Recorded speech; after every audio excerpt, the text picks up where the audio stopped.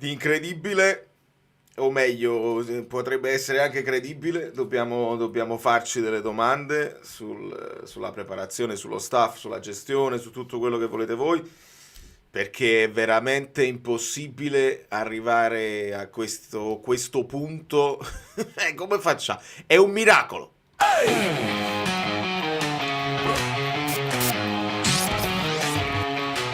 Amici bellini, la strada è sincera, si lotta col cuore, non solo stasera. L'amicizia ci guida, la voce si sente, pazienza e supporto, la fiamma ardente. Le Loiane, mediano speciale, bellissimo eroe, dal coraggio leale. Senza di lui non sappiamo star bene, è il nostro Partiamo da questa considerazione qua, perché aspetta, eccoci qua. Perché almeno su questo canale vi impongo di essere precisi, perché la narrazione in generale che si fa in Italia va bene, però non ripetetemi anche voi 200 milioni, 115 non sono 200. Io con 75 milioni faccio la squadra a gennaio, e se avessimo speso 115, se ne avessimo spesi 200, invece avremmo 75 milioni da investire sul mercato. Non è così, sono 115 e comunque siamo andati oltre, e questo va detto, quelli che sono i parametri che poi non ci permettono di fare mercato adesso. Poi la questione mercato ovviamente va approfondita. 200 o 115 comunque il mercato va valutato per quello che è, perché anche oggi, insomma, quelli che sono stati chiamati in causa, mi riferisco a uno in particolare, non è che ha dimostrato di valerne 30, e dobbiamo essere molto onesti nella valutazione del mercato, perché sono quelli che poi sono stati anche dichiarati essere i giocatori del futuro del Napoli, quelli futuribili. Gli altri sono vecchi e quindi sono anche più propensi agli infortuni.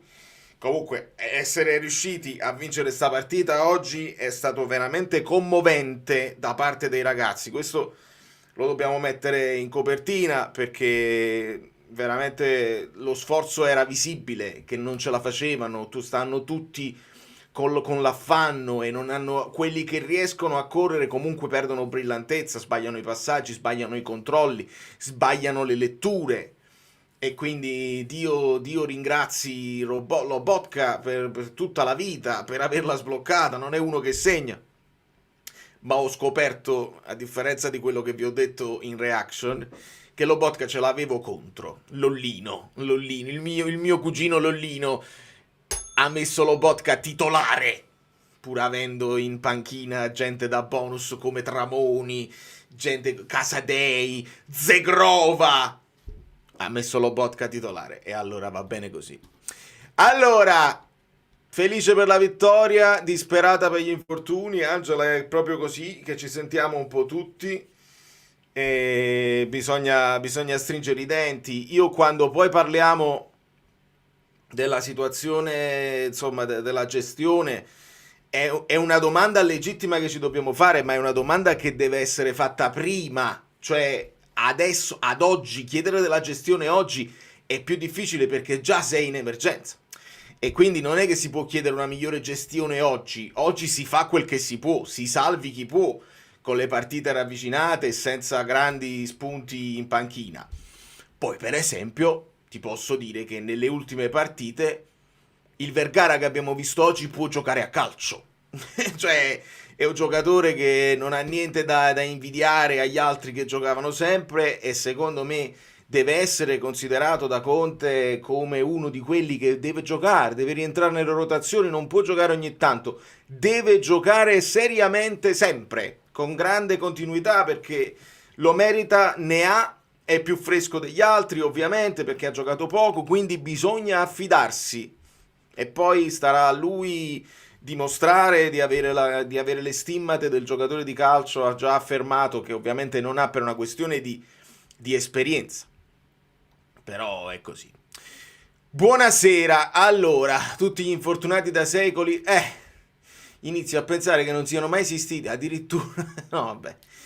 È ovvio che esistono, certo è che non abbiamo notizie certe. Io ho provato tramite delle indiscrezioni, insomma tramite delle voci di dentro, a dirvi delle cose, cercando di non illudervi che erano dietro l'angolo, quando qualcuno ci ha raccontato, no vabbè, ma chissà sta arrivando, Lukaku già è convocato, quindi è pronto, e quegli altri, l'elenco inutile farlo.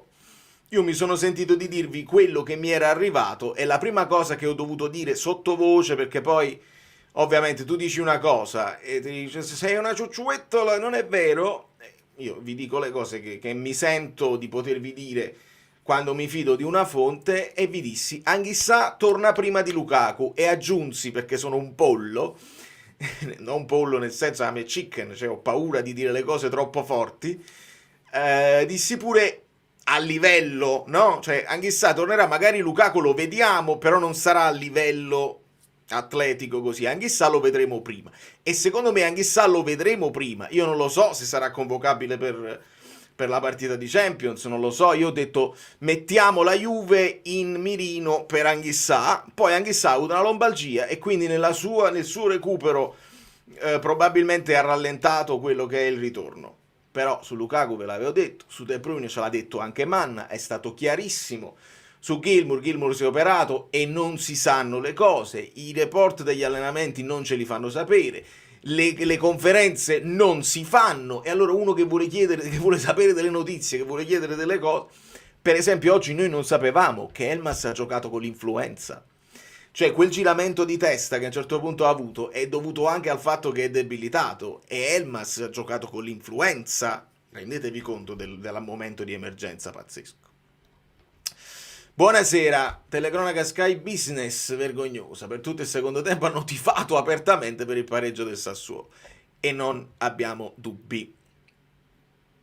Allora, ora gente fresco in campo, Lucca, Marianucci, Lang, Mazzocchi, Vergara possono e devono giocare, giocatori che ne hanno e non rischiano di stroppiarsi, in attesa del mercato invocato da Stellini.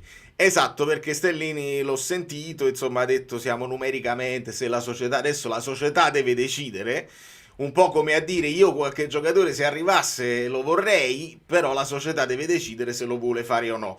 Questo è un altro punto chiave, perché si dice del blocco del mercato, ma sappiamo che il Pisa per esempio è intervenuto sul mercato perché ha fatto una ricapitalizzazione, ha immesso dei soldi, quindi se Napoli lo vuole fare lo può fare, se non lo vuole fare un altro paio di maniche. Però di questi che mi citi, Lucca l'abbiamo visto che quando è stato messo in campo l'atteggiamento non è stato dei migliori. Forse l'unica cosa che ti posso dire è se Lucca gli dai fiducia magari dall'inizio, lui si sente più considerato e magari ti può dare qualcosa in più. Non è così che dovrebbe andare, perché dovrebbe andare che lo dimostri in allenamento, che ti meriti di essere titolare. Questo è uno. Marianucci sì, però non in Champions. Ricordiamo che in Champions non ce l'abbiamo. Lang sì, anche lui deve giocare. Mazzocchi anche sì, se ci troveremo sicuramente di fronte alla necessità, ma Mazzocchi oggi mi è piaciuto come è entrato in campo, e là malissimo, non lo so se avete già visto la reaction, ma c'è a un certo punto lui fa la sovrapposizione e Politano lo ignora, e Angioletto mi fa notare giustamente che è là che si infortuna Politano. È incredibile alle volte il dio del calcio cosa ti fa. Tu avessi servito Mazzocchi sulla corsa, Politano non si sarebbe strappato, o si sarebbe strappato più in là, perché sul tiro che fa, forzando, si fa male in quell'occasione. E là devi premiare la corsa di Mazzocchi. Non è che solo quando Di Lorenzo fa la sovrapposizione. Mazzocchi se n'era andato e lo devi premiare. Poi come va. E quelle sono le letture. Vergara deve giocare assolutamente. Quindi questo è così. Non lo so se è il karma, però. Come gran gol del Cagliari. Mazzitelli.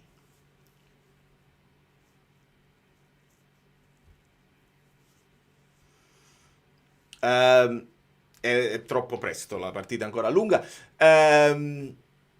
Influelmas, esatto. Aveva l'Influelmas e qua un po' di soddisfazione nell'aver letto quello che doveva essere il compito. Nick Farro, vabbè, Nick Farro non c'è dubbio. Lang, grandissima applicazione, gran cuore. Mi è piaciuto molto un recupero che ha fatto ritornando a centrocampo, questo sicuramente. Dalanga lo avrei voluto vedere più attaccato a Matic, però era anche difficile perché nel secondo tempo siamo completamente, se ne sono scesi tutti, quindi dovevamo fare tutti meglio quelle preventive, cosa che Elmas nel primo tempo ha fatto molto bene. Là mi sono divertito, mi sono preso la soddisfazione di aver letto che, così come facemmo con la Lazio, Elmas sul play con Andreotti in panchina, Højlund sta a pezzi. Andreotti fosse Stellini, io mo l'ho già capito, Nick. Ah, ma non è legato a Stellini, è legato al fatto che anche lui è arrivato al limite della possibilità. Grazie Nick, sei sempre il primo, e sei sempre meraviglioso. Mazziatelli, vediamo, piano. Non lo so, sai Luca, questo è un bello spunto. Ci conviene che, secondo me sì, nel senso facciamogli perdere un attimo delle certezze. Poi magari 2 di fila magari non le perdono, sono d'accordo come in linea generale, ma magari se perdono delle certezze potrebbero accusare, perché mo sono molto in fiducia e è meglio non averli a tiro per dargli la possibilità di scavalcarli, quindi se potessero perdere preferirei oggi, onestamente. Poi magari possono perdere pure un po' di fiducia con un pareggio, però se la recuperano c'è il retrogusto amaro sicuramente, però l'hanno riacciuffata, non perdono mai. L'unica partita che ha aperto Spalletti era con noi, se non vado errato. Quindi come Andreotti e Lucca, che significa? Ah! Ok, pensavo che Stellini, perché sto guardando la faccia di Stellini che però non somiglia a Andreotti. E quindi, vabbè. Quanto è bello lo bot che da morire. Bell'assist Gaetano su punizione. Ok. Poi ci pensiamo, sì, sono anch'io d'accordo su questo. Sì, sarebbe l'ideale. Allora, ne hanno già perse 2 di fila, Real Madrid e Lazio, sì, però ovviamente quando poi inseriamo anche la Champions è un po' più difficile fare questi ragionamenti. È chiaro, se ragioniamo sulla stagione è così, però tu recuperi punti quando fai quei filotti in una lega, insomma, del campionato o dall'altra parte. Quindi vediamo. Ma pure se andiamo sul mercato, chi prenderesti? Amico mio, che ti dico? Cioè, ti faccio i nomi di quelli che piacciono a me, che magari non si muovono. Deve essere il Napoli bravo a individuare quelli che sono in uscita, che sono pronti subito. È difficilissimo risponderti a questo. È chiaro che, per esempio, avevamo individuato in Mainu e credo che anche il Napoli aveva individuato in Mainu. Mainu è ritornato anche titolare oggi. Lo United che batte il City.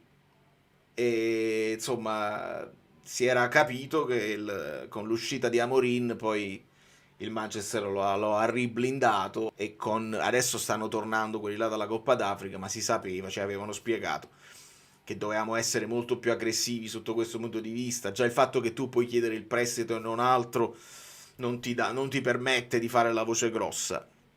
Però il centrocampista è evidente che poteva servirci, perché almeno per far rifiatare a turno, perché avete visto oggi per esempio anche McTominay ha sofferto e ogni tanto lui ti dà la partita perché poi magari va al gol e si sente anche meglio, però siamo veramente, li guardi in faccia e li vedi che stanno in sofferenza tutti, è uno sforzo sovrumano quello che gli stiamo chiedendo e mi fa piacere esaltarli uno per uno. Non c'è niente da fare. Adesso ci sarà la conferenza di Conte pre-Champions e vediamo qual è l'atteggiamento. Però io vi dico, dobbiamo stringere i denti. Li stiamo già stringendo da un po'. Li stiamo stringendo, quindi è veramente complicato. La orrida rovesciata di Lucca, decretata senza alcuna speranza di riparazione la sua esperienza a Napoli. Esatto. Lì. Io per esempio, vedi, io mi sono segnato un appunto quando non mi è piaciuto il cambio Mazzocchi-Vergara, ok? Perché secondo me Vergara ne aveva ancora da dare, tu metti Mazzocchi per avanzare Politano, il che può starci come idea, però comunque dai un segnale di non ce la facciamo più. Era anche evidente, quindi non è che con questo cambio dai un segnale, era evidente, non ce la facciamo più, quindi proviamo ad aggiungere uno che ci mette più corsa, più intensità, più fase difensiva come Mazzocchi rispetto a un Politano. Quindi quel cambio non mi ha fatto impazzire. Oltretutto non mi ha fatto impazzire che ci siamo poi giocati i 3 slot, perché quando è arrivato poi l'infortunio a Rachmani, in fretta e furia abbiamo fatto entrare Buongiorno e non abbiamo potuto più farne entrare nessuno. Con un pochino di intuizione, magari ecco, evitavi quello là di Mazzocchi Vergara o lo posticipavi un pochino, si sarebbe potuto perlomeno far entrare un Gutierrez, perché lo stesso Spinazzola oggi mi è sembrato in affanno, si vedeva proprio, e ancora i gesti di Politano che chiede calma quando qualcuno caccia energie da dove le trova, e ecco, un Gutierrez mi sarebbe piaciuto da far entrare, e addirittura mi sono scritto a Ambrosino proprio per questo discorso qua. Se Lucca ha proprio staccato la spina e non c'è più nemmeno un vero e proprio rapporto di fiducia con lo staff, con il resto della squadra, Ambrosino per togliere qualche minuto a Højlund, che era esausto anche lui. Quindi stiamo parlando tutte di soluzioni non ideali, perché è chiaro che Højlund qualche palla di testa su una mischia in aria, non solo in attacco ma anche in difesa, è più efficace di un Ambrosino. Se parliamo di un McTominay che non ha fatto una grande partita, però è arrivata una palla e mezzo e McTominay di testa ci arriva più alto degli altri. Quindi sono delle decisioni che noi la facciamo un po' facile, metti questo, togli questo, eccetera, eccetera, però certe caratteristiche gli allenatori fanno fatica a rinunciarci, perché in qualche modo mettono il piede e ti risolvono una situazione anche se sono stremati, anche se sono al limite, o al limite dell'infortunio. Sono tutti stanchissimi, è proprio così. Se entrava quel gol di Mazzocchi non solo se ne scendeva in Maradona, ma si sarebbe meritato il rinnovo a vita. Peccato, vabbè, l'ha presa anche bene, però è uscita una pallombella un po' morbida. Bello, figurati. Veramente sono dispiaciuto che Politano non gli ha ridato quella palla, perché ha fatto arrabbiare molto anche lui, e raramente ho visto Mazzocchi fare dei gesti plateali nei confronti dei compagni, e speriamo insomma che la mancanza poi di lucidità che ti porta a fare delle letture sbagliate, dei passaggi sbagliati, non porta i compagni a perdere un pochino la pazienza, perché in questo momento ci dobbiamo tutti unire, quei pochi che sono rimasti, e fare lavorare verso lo stesso obiettivo. Sono al pub, da pub. Forse seguo fra un'ora, avrei voluto l'Eurogol di Mazzocchi, proprio di questo parlavamo, che merita quasi un premio Oriali da condividere con Lobotka e Vania. Grazie Tore, bevitene una anche per me, però una bionda pesante, non quelle leggere, che penso che a Londra state messo meglio di New York a livello di birre, qua c'hanno solo le IPA, che a me non piacciono. Bravo che mi parli anche di Vania, perché Vania i suoi interventi li ha dovuti fare. Io mi sono autosegnalato il blocco che fa Juan Jesus nel primo tempo, pazzesco, assolutamente pazzesco, miracoloso, a colpo sicuro là. E quello che fa Vania all'inizio del secondo tempo su quel tiro di Lipani e Lipesci, anche ci mantiene a galla, e sono importanti, anche perché pure su Vania si sono dette delle cose. Per fortuna la parata l'ha fatta. Oggi abbiamo intravisto Meret accanto a Lukaku in tribuna con a fianco Anghissà, e quindi anche lì si aggiungono alle cose. Qualche cosa è sicuramente da affidare, da dare la responsabilità alla preparazione, allo sforzo esagerato. Qualche cosa è anche sfortuna, perché se fa male la spalla dopo aver recuperato un altro infortunio che era una frattura, un dito, non so che cosa, lì parliamo di traumatici, e sui traumatici sei ancora più sfortunato se ti capita in allenamento, proprio là non c'è niente da fare. Molto vicini al ritorno di Osimhen, veramente molto vicini, prima o poi succederà, incredibile che lui continua a rimanere silente e resiste nell'esilio. Più spazio a Vergara e Mazzocchi. Allora io ti dico, più spazio a Vergara sicuramente sì. Capisco che uno non dice, dai, mettiamo Mazzocchi, non è la prima scelta, ricordiamoci quello che poi abbiamo detto anche in passato. Però voglio, siamo quasi costretti. Io non lo so se Neres, perché non ce lo dicono, non ci spiegano, se poi il dolore che ha riaccusato dolore significa che sa da fare di 15 giorni a casa, oppure se si è fermato in tempo e ha recuperato quei pacchi, gli impacchi di ghiaccio e se ce lo possiamo almeno portare in Champions. Però senza Politano, senza Neres, dobbiamo adattare Elmas, che magari smaltirà la botta alla testa, l'influenza, non è una botta alla testa, i giramenti di testa. Ti devi affidare a quello. Io posso ipotizzare anche un cambio di modulo, sarà divertente buttare delle idee in mezzo per vedere se si può fare, perché in difesa siamo messi un pochino meglio, però non abbiamo Marianucci, ti devi riaffidare a Beuca, ma sicuramente, magari alzando Di Lorenzo. Quindi sia Vergara che Mazzocchi saranno chiamati in causa, volenti o nolenti. Nolan. Mazzocchi non è in lista. Marianucci sicuramente non è in lista. Pure Mazzocchi non è in lista. Salvatore, ottimo spunto. Non mi ricordo. Mi fido di te. Mi fido di te. Seppure Mazzocchi non era in lista. È facile dirlo perché non era infortunato, quindi lo posso controllare subito se nell'ultima partita di Champions era almeno in panchina oppure no. Però mi fido di te. Sono sicuro che tu, se mi dici una cosa del genere, è perché sai di quello che parli. Eh sì, perché c'è Ambrosino, c'è Vergara, Contini, Ferran, ci portiamo tutte le portiere possibili e immaginabili. Spinazzola, Politano, Jesus. Eh sì. Non è in lista, Paco, avete ragione. Quindi anche lì, mamma mia. E come si fa? Se Neres non c'è... Vabbè, ne parleremo sicuramente, vediamo così. Allora, bella domanda, me l'aspettavo questa domanda, John. Che ne pensiamo della prova del più bravo Laurienté? Io vi ho detto Laurienté tipo Maldini, no? Giocatore sulle punte, eccetera, eccetera. Io ho visto tante partite di Laurienté sulle punte dove sembra inefficace, dove inciampa da solo sul pallone. Poi sappiamo che ha queste possibilità di spunti e di grande dribbling e anche di attacco alla profondità, di tiro in porta. Lo sappiamo che ce l'ha. Il problema di Laurienté è la discontinuità. Se fosse continuo sarebbe uno di quelli che su quella fascia fa la fortuna di tutte le squadre. Il Laurienté che abbiamo visto oggi è un po' più colpa nostra che non merito suo. Lui magari era in partita, però noi gli abbiamo fatto fare la qualunque. Ecco, il Laurienté visto oggi è chiaro che di fronte a uno scambio con Lang ti potrei dire anche datemi questo Laurienté qua, datelo che torniamo al 4-3-3 con questo Laurienté.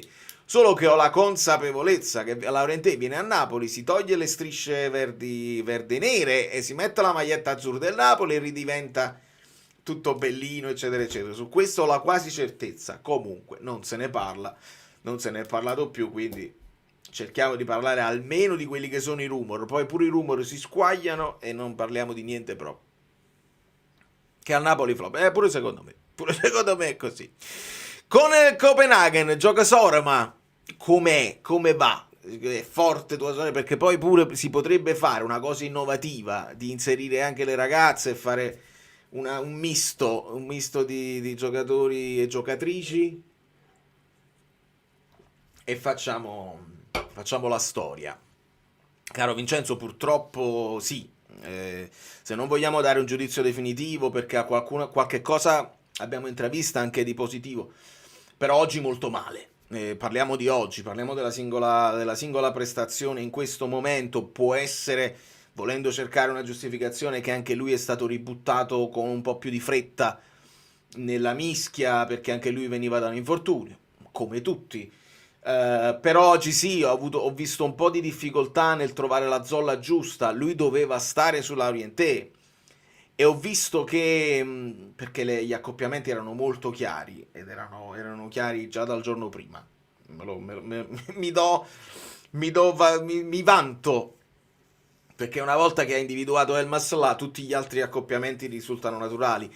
Il problema è che, essendo Beochem un po' titubante oggi, ha costretto Di Lorenzo a dare una mano anche dietro, il che poi liberava Doig, che doveva essere seguito da Di Lorenzo, e quindi si sono create molte difficoltà sulla nostra fascia destra. Vergara ha fatto quello che poteva, però Vergara doveva andare sull'altro Muarevovic. No, io mi imbroglio sempre tra Muarevovic e Valukiewicz. Era penso Mauremovic. Gutierrez a destra non ce lo vedo proprio, perché uno è tutto mancino, i mancini a destra non è il massimo. Alle volte vediamo, l'abbiamo visto fare a Cambiaso con risultati alterni. Quello che ti posso dire è che se ti giochi Gutierrez ti puoi giocare Spinazzola a destra. Questa sicuramente è una delle possibilità. Mamma che ansia! Buonasera Valerio, subito il rientro di Meret, lavatrice Savic, oggi altra respinta centrale su un tiro da fuori come il gol preso la volta scorsa. Amico mio, lo sai che io sulle respinte centrali ne parlavo perché Aprile pure tiene questo vizio e lo sai che ci tengo moltissimo, che non è una grande cosa. Subito il rientro di Meret è infortunato. Teniamocelo stretto, Savic, che nel primo tempo quello che mi ha fatto spaventare è stato quel pallone che gli sfugge un pochino sotto su un calcio d'angolo dove c'è un colpo di testa nemmeno irresistibile, gli sfugge un po' sotto il pallone e poi riesce a bloccarlo. Lì sì, però poi fa la parata che deve fare nel secondo tempo e non era una parata facile. Non lo so, cioè, calma, nel senso, tra Meret e Savic per me cambia veramente pochissimo. C'è un accanimento pesante sui portieri, chiunque esso sia, cioè quello là fa schifo, quell'altro fa schifissimo e ognuno ha la propria idea. Ma secondo me sono equivalenti, cioè Savic ha qualcosa in più che il lancio, che Meret non ha, c'ha personalità con i piedi e si sente sicuro e alle volte è un'arma in più. Nei pali Meret è più bravo e più reattivo sulle palle che ti arrivano da vicino, perché Savic per struttura quella parata col piede per esempio non ce l'ha, cadere a terra è più difficile, ecco si possono equivalere in questo, cioè uno c'ha più proposizione, l'altro c'ha più la parata, quella là che può essere anche considerato un miracolo che ogni tanto Meret fa. Però stiamo parlando di 6,5 verso il 6 meno, 5,5 sul 6, quando indovinano la prestazione sul 7 tutti e due. Ma non è questo il problema del Napoli, cioè non credo che sia Savic il problema del Napoli, ce ne sono molti di altri. Veramente, veramente non capisco chi poi si accanisce da una parte e dall'altra, non vi capisco. Resto dubbioso. Palo, che significa palo? Chi ha fatto palo? Perché poi fate bene voi a dirmi, perché mentre parlo non riesco a... È entrato con Seisao per prendere probabilmente un senza voto per me, che Frenturam, Zegrova, voglio proprio prendere Zegrova segno e Open Da. A proposito di Ildiz, bravo Massa, fatemi fare un applauso a Massa, piccolo applauso a Massa, che ha visto il tuffo, perché Ildiz si è proprio tuffato e a fine primo tempo Ildiz è andato pure da Massa e gli ha chiesto proprio scusa. Io ho visto che gli ha stretto la mano perché distinto lui fa ma come, ride, sa la risata nervosa, si è proprio tuffato alla ricerca di un rigore ed è stato ammonito per simulazione. È un momento commovente e dobbiamo esaltare gli arbitri quando vedono delle cose e agiscono. Bravo Massa! Che poi è sempre il Davide Massa, che ce lo ricordiamo, un po' permaloso, un po' per la quale, quello che ammonì Spalletti quando lo stava applaudendo ed era un applauso vero e non sarcastico. Quindi ce le ha anche lui queste uscite, però quel giallo è da apprezzare. Comincio a pensare che tutti questi infortuni non sono casuali, ma figli di una preparazione sbagliata. Non ti posso dire il contrario, amico mio. Non la vediamo, non lo sappiamo, è un problema così tecnico, così personale, così delicato che chi sono io a dirti no, la preparazione è stata fatta bene. Non ti posso dire né questo, né ti posso dire siamo sicuri che la preparazione è fatta male.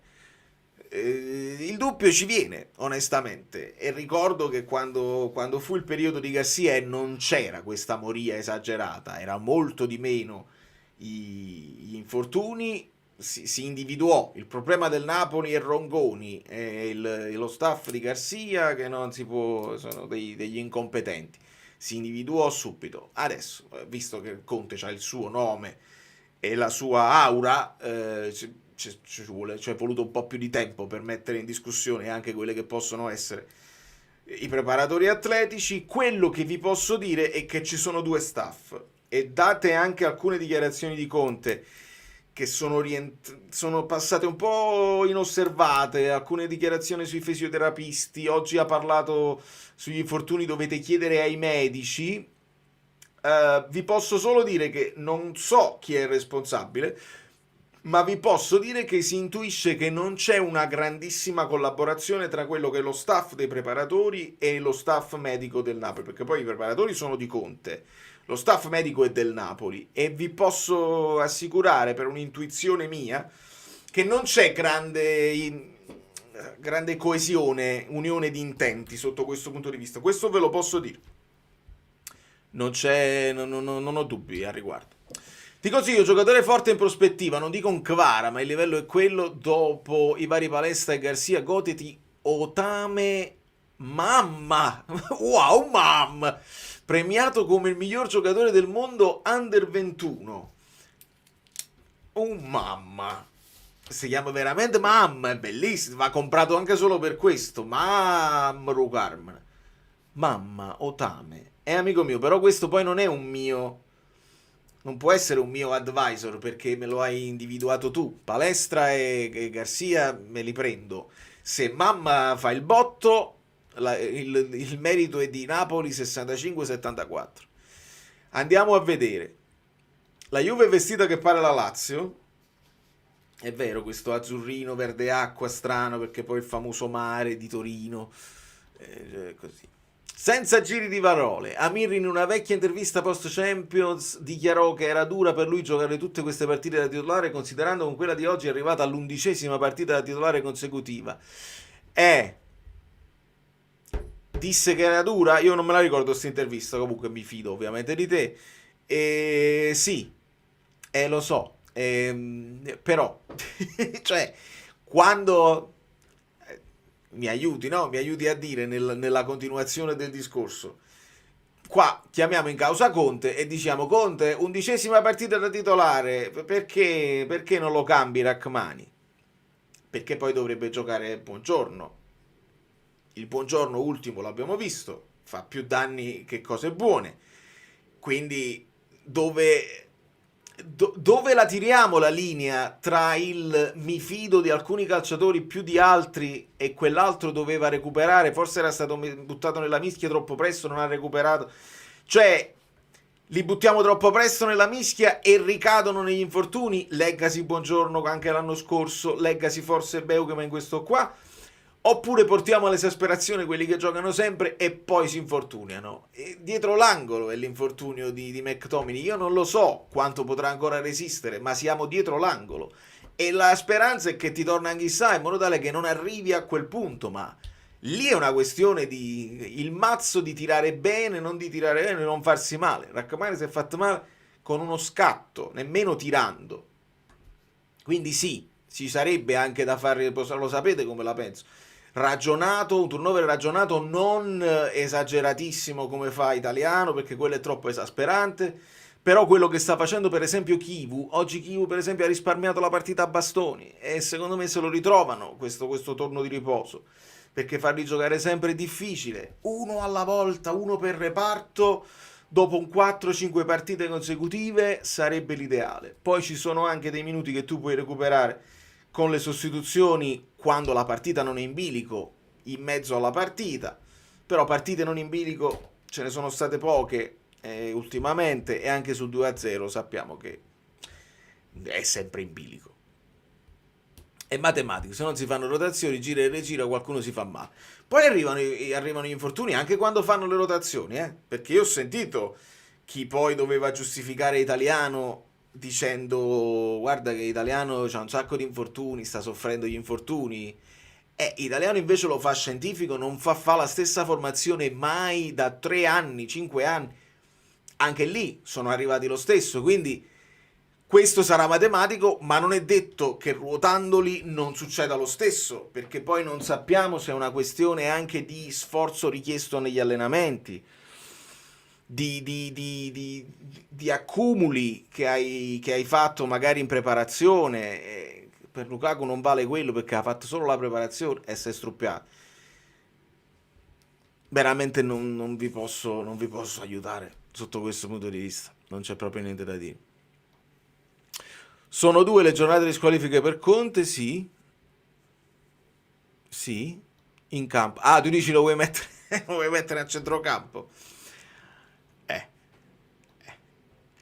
Gioca nel Watford, 20 anni, ala che torna a fare la fase difensiva, veloce e agile, ma soprattutto visione di gioco. In Inghilterra ne parlano bene, ma è da strappare. Da strappare, facci sapere come lo vedi tu. Amico mio, lo vado a vedere, anche se già se mi dici che sta nel Watford, che già sta in Inghilterra, che già l'hanno segnalato, già l'hanno individuato, diventa un po' più complicato forse per il Napoli, però se ci punti forte prima degli altri e vuoi rischiare prima che si stabilisca, insomma, che si affermi, sarebbe importante farlo. Speriamo solo che si pensi al futuro. I Giuffredi Boys con tutto il bene, ma via, graduale, ma già l'anno prossimo serve un esterno terzino a destra giovane, fisico e che Totò Conte deve far giocare. Sempre che sarà Totò Conte, perché là ogni volta non sappiamo se. Comunque Wagyu si era individuato in Yanlu, poi dopo con l'infortunio di Lukaku, tutto quello che dovevamo fare per chiudere il mercato è stato fatto con Højlund e poi Elmas, come sappiamo, individuato come Jolly, che ti saresti giocato anche al posto di un Anghissà, di una cosa, perché il vice Anghissà noi comunque non l'abbiamo preso. Elmas è chiaro che si mette a disposizione e ti fa tutti i ruoli, ma significa che se te ne fa uno non ti fa l'altro. Il Napoli doveva sicuramente intervenire sul mercato anche in maniera diversa, purtroppo c'è anche un limite di liste, più di tanti giocatori non te li puoi comprare. Sono entrate solo ora notizie di Politano e Rachmani. No, Stellini ha detto che valuteranno domani, però ovviamente quando si fanno male, Rachmani si è fatto male da solo in allungo perché stava cercando di chiudere lo specchio a Pinamonti, credo, e si è fatto male da solo. Significa che gli ha tirato il muscolo, e quando succede questo può essere o gravi, dipende dal grado della lesione, o è una cosa gravissima che si parla di 3-4 mesi, oppure parliamo di come minimo 20-25 giorni. Il problema è che 20-25 giorni in una situazione di normalità salti quelle 3-4 partite, adesso salti tutte le partite di Champions, tutte le partite ravvicinate, come minimo io credo 20-25 giorni. Idem per quanto riguarda Politano tirando, quindi potrebbe essere più grave, me ne vado per un'idea, perché se tiri può essere che allunghi di più il muscolo, e se fai uno sforzo esagerato potrebbe essere più grave, però non lo sappiamo. Io vi dico la verità, a occhio e croce li hai persi entrambi per un mese come minimo, poi vediamo, sperando che sia di meno, però se danno sto rigore alla Juve penserò malissimo, ma no, e a questo punto sono troppo curioso. Quando perdono fanno la rissa, fammi vedere se riesco a vedere, perché sono solo curioso, il delfino curioso, sono troppo spostato di qua. Fammi vedere se stanno ancora facendo la rissa qua. Mazzitelli. No, credo di no. Vocali, hai ragione amico mio, sì, siamo oltre la mezz'ora. Siamo a più a 5 minuti di recupero, non l'ha dato. Allora, per non gli equilibri, vedo dei cagliaritani, vedo Massa che guarda l'orologio, il rilancio di Caprile, perché Caprile, dolce Caprile, calma, adesso non succede più niente, calma. Siamo in questo momento al 95esimo e 7 secondi, 8 secondi. La Juve proverà a lanciare un altro pallone in mezzo, probabilmente, credo sia Cop Miners, non lo so, sono troppo piccolini dalla TV. Raspadori sarebbe stato utile e mica no, e mica no. Io credo che una cosa non si è detta di Raspadori quando si è fatto tutto un ragionamento, ma perché non è andato alla Roma, perché è andato all'Atalanta? La Champions fa la differenza. Quando i giocatori si vogliono giocare una chance anche di farsi vedere e di crescere. Raspadori probabilmente avrà anche pensato l'Atalanta è in Champions e ha grandi possibilità di passare il turno e io mi posso giocare, mamma mia, cross, mi posso giocare anche delle cose. C'è Mina a terra che si sta toccando la cosa, sicuramente starà malissimo, così adesso diventa il nostro eroe. Ma io pare che sia finita.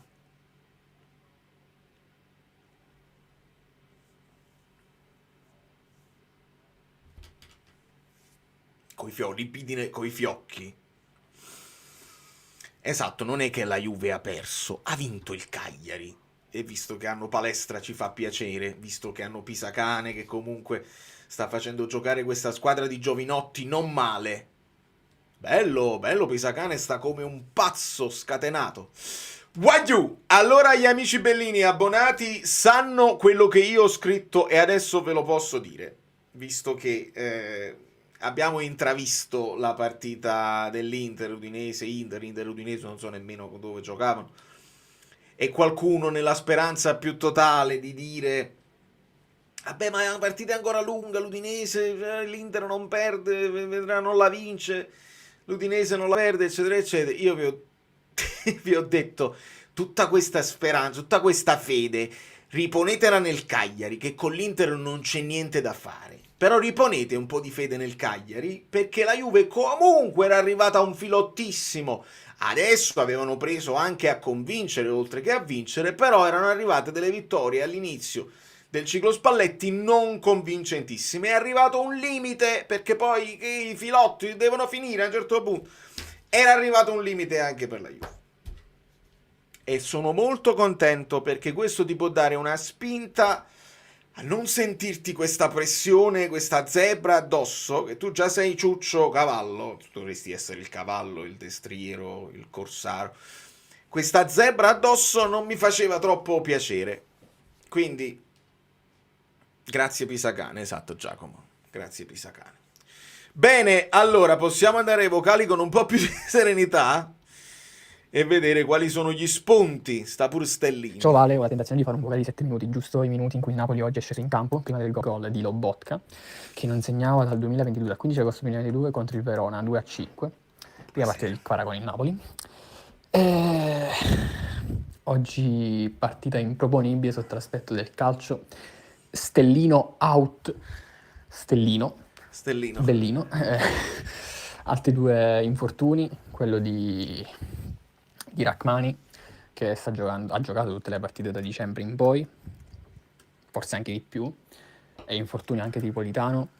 Vittoria importante, 3 punti importanti anche in vista dello scontro diretto per il posto in Champions contro la Juve della settimana prossima, ma prima ci sta la partita col Copenaghen, che è una partita importantissima per qualificarsi per i 16esimi di finale di Champions League.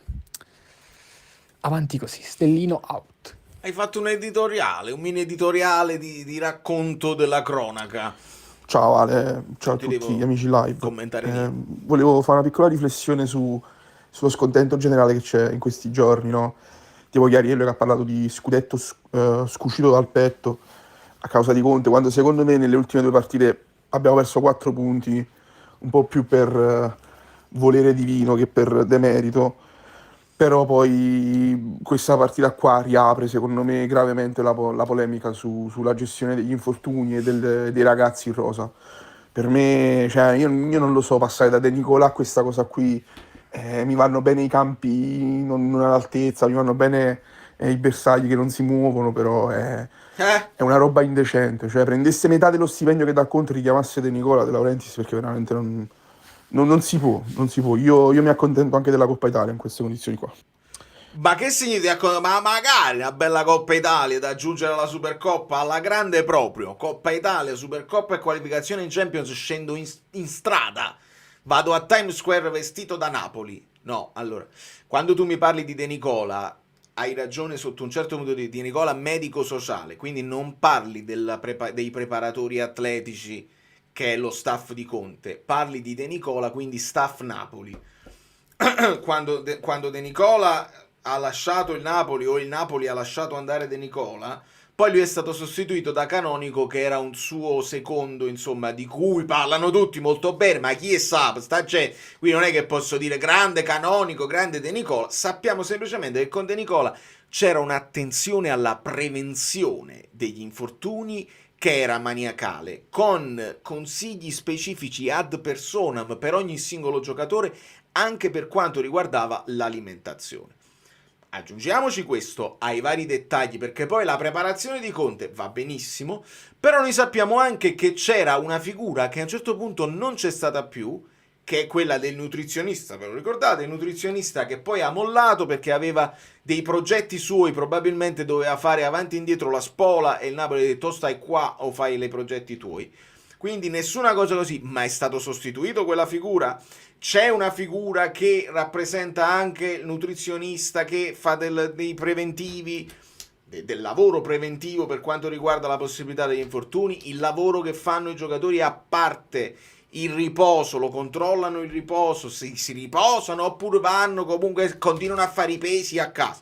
Queste cose qua sono tutti dettagli meravigliosi che non conosciamo e che non ci dicono perché non è di interesse generale, però finché le cose vanno tutte bene uno ne fa a meno di questi dettagli. Quando le cose cominciano ad essere così preoccupanti, così reiterate, è chiaro che uno vuole sapere di più, vuole andare più nel profondo e sapere più dettagli possibili, almeno per darci una spiegazione, per metterci l'anima in pace, individuare un responsabile, di modo che fatto fuori il responsabile il problema si risolve. Non è sempre così, perché Rongoni lo abbiamo fatto fuori, è arrivato con tutta la cosa. Benissimo. Ed è interessante la domanda che mi fa Antonio, dice da profano, l'Inter che a detta di tutti non ha fatto la preparazione, ha avuto meno infortuni dello scorso anno e ha corso più del Napoli in tutta la stagione. Corretto, l'Inter ha cominciato e non l'ha fatta perché hanno cominciato ovviamente con il mondiale per club. La domanda che mi faccio io, l'Inter a un certo punto soffrirà questa roba qua verso marzo? Perché si presuppone che l'Inter, squadra che punta ad andare avanti in Champions, una squadra che ha fatto 2 finali, non è che ci rinuncia alla Champions, vorrà andare più avanti possibile anche in Champions e fare il possibile in campionato. Vuol dire che scientificamente la preparazione cerchi di farla, a un certo punto potrebbe esserci un richiamo di preparazione per poi arrivare fino a maggio nel migliore dei modi. Se l'Inter deve avere un momento di flessione lo possiamo ipotizzare tra marzo, insomma probabilmente nel mese di marzo, in modo tale che poi aprile e maggio possono andare all'acceleratore, schiacciare sull'acceleratore e andare veloci. In questo momento sembra che stiano benissimo, che non hanno di questi problemi. Hanno avuto una partita non facilissima nel recupero infrasettimanale anche loro, con il Lecce non è stata proprio facilissima. Questa qua con l'Udinese mi è sembrata abbastanza liscia, che non hanno avuto i problemi. Noi siamo proprio affannati con l'acqua alla gola, così. Il Milan, quello è un altro proprio paio di maniche. Quindi sono tutte domande legittime, io vorrei rispondervi, ma non ne ho. Ah, piccola parentesi, comunque non so se posso fare nomi, ma le uscite di Muric alla fine ci aveva azzeccato. Hai visto? Cioè, nei primi 6 minuti ne fa 3, poi ne fa una verso la fine della partita. Sempre molto attento Muric sull'uscita. Hai visto? Quello ce lo teniamo un po' per noi. Poi dopo, quando si potrà, magari apriamo le porte. Però quello spunto là, che io non seguendo il Sassuolo di continuo, non lo potevo avere, lo abbiamo avuto, ed è vero, perché a un certo punto pure fa un'uscita proprio di anticipo. Muric è uno che sta fuori dai suoi pali, con grande coraggio, a volte prendendosi dei rischi, ma come hai visto, amico mio, forse non ne avevamo neanche la forza, ma di cross il Napoli non ne ha fatti praticamente zero, cioè non ne ricordo, ma non abbiamo avuto più il pallone nel secondo tempo, quindi non c'è niente da fare. Va bene, andiamo avanti.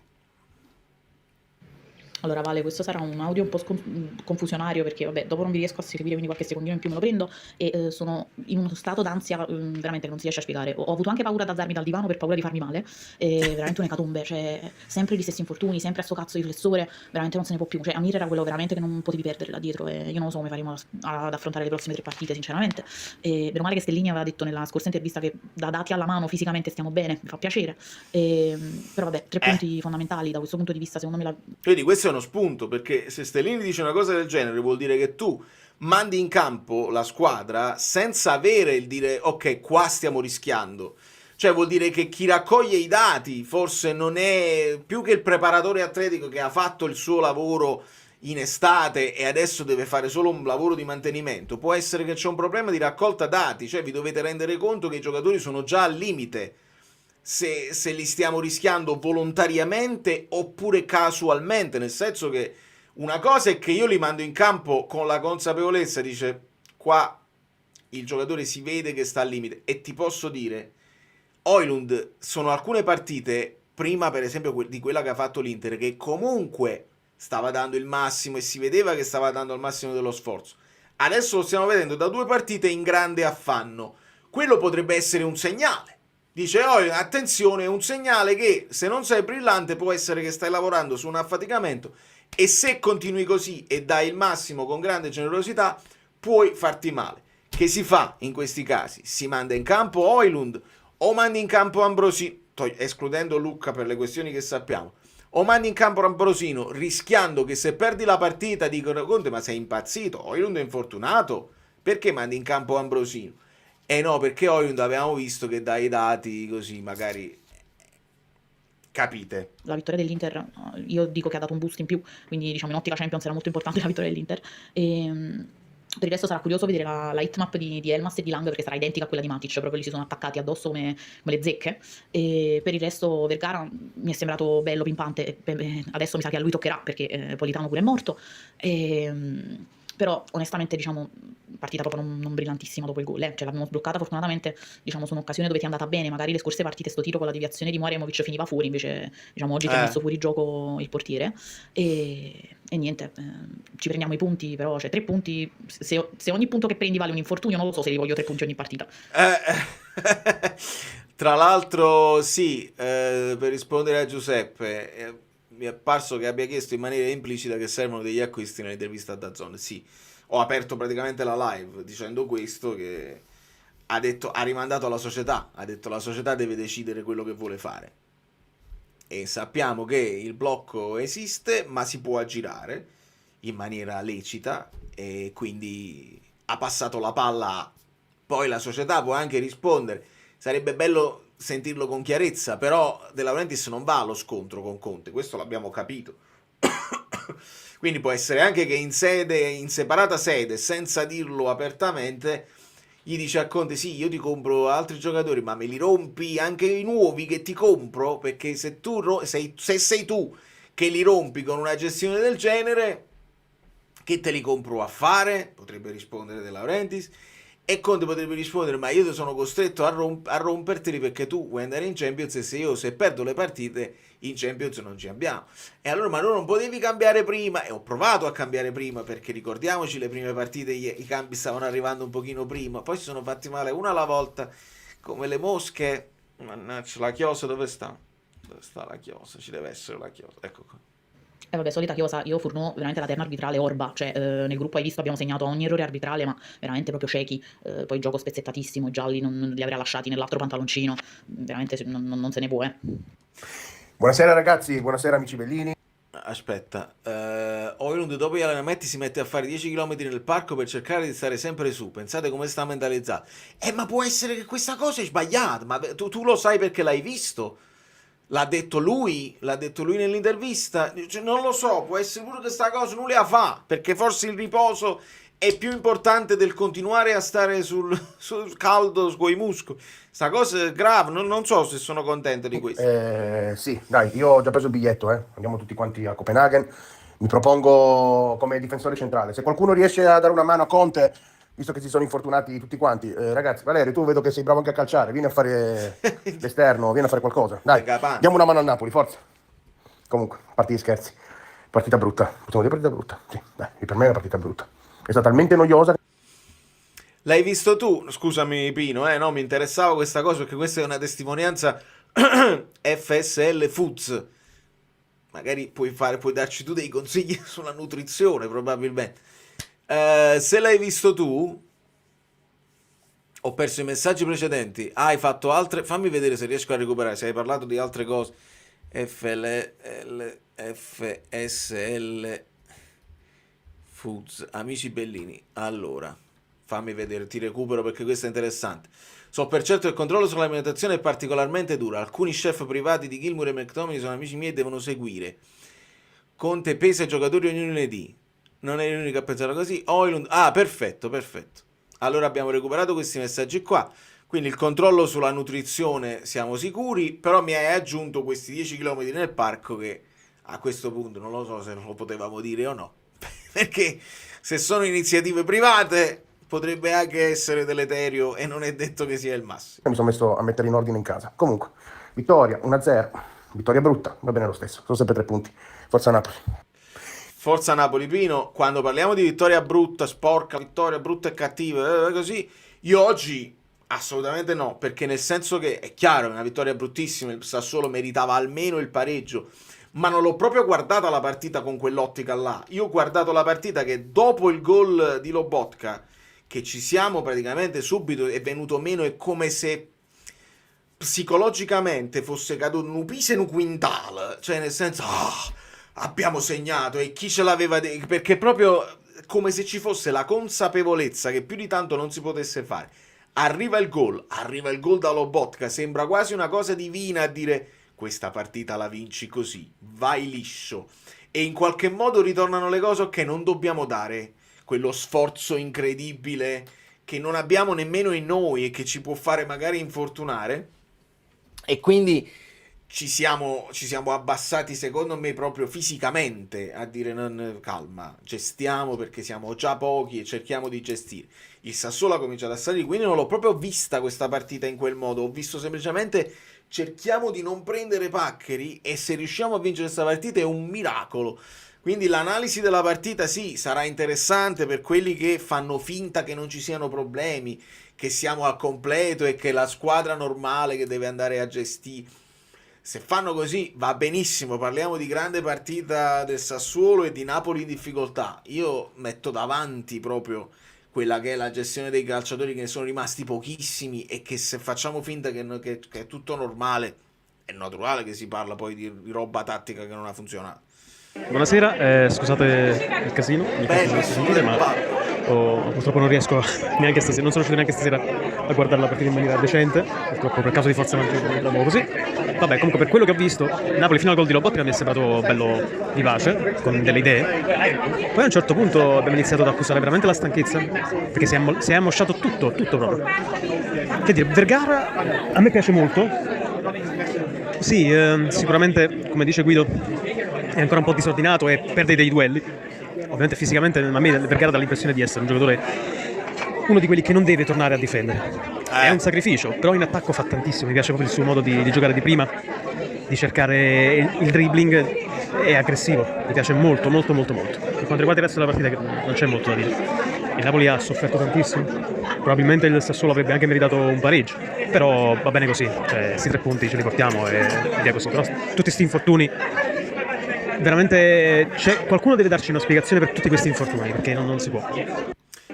E siamo d'accordo, Tore. Io sono d'accordo anche su Vergara, insomma, un giocatore che si vede che ha talento, si vede che tratta il pallone meglio di tanti altri.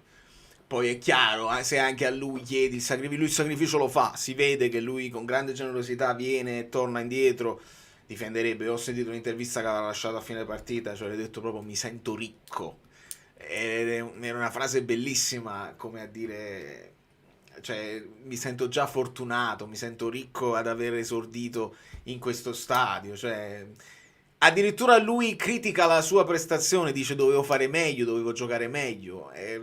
Compleanno di Vergara, secondo me facciamo bene a stringerci intorno a lui con tanti complimenti anche in prospettiva futura, al di là della singola prestazione, che comunque secondo me lui si porta a casa, ben oltre la sufficienza. Facciamo i complimenti al capitano che oggi è stato decisivo con 2 o 3 interventi difensivi fondamentali. Sì, io ci metto in generale quell'aiuto che lui ha dato a Beukema nel primo tempo, perché si vedeva che Beukema era in affanno e lui doveva fare il doppio lavoro, quindi senza dubbio. Ancora non l'ho capito anche questo. Se Vergara è alto e basso ancora non l'abbiamo capito. Però sì, è un giocatore che sicuramente meriterà minuti e si potrà ritagliare secondo me uno spazio importante in questa squadra. Guagliù, le liste, il vivaio per prenderti Vergara, anche se Vergara valesse oggi 20 milioni e qualcuno ti offre 20 milioni, tu devi dire no, me devi dare 40, perché questo giocatore qua per noi può diventare il nuovo Insigne, nel senso che non ti occupa un posto perché viene dal tuo vivaio e te lo puoi giocare come vuoi senza avere problemi di liste. Queste cose hanno un peso anche e soprattutto poi in vista futura, quando per fare la squadra noi la facciamo facile, vogliamo comprare i giocatori, dove te li metti?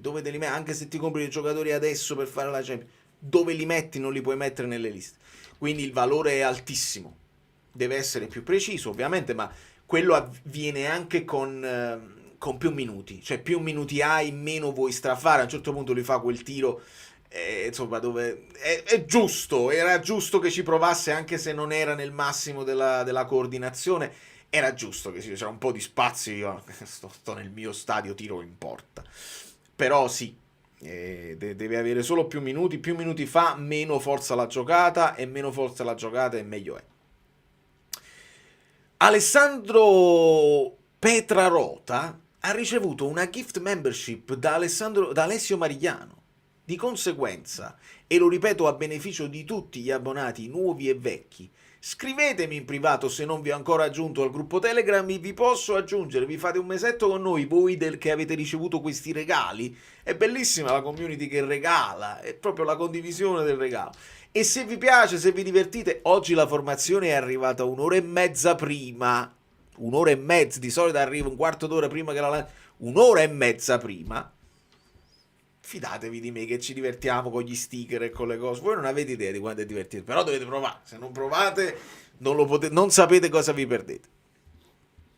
Allora, si gioca martedì? Sì, amico mio, ti do la conferma, non ti voglio dire stupidaggini, ma Face ID, sì, martedì, Copenaghen alle 3 del pomeriggio, cioè alle 9.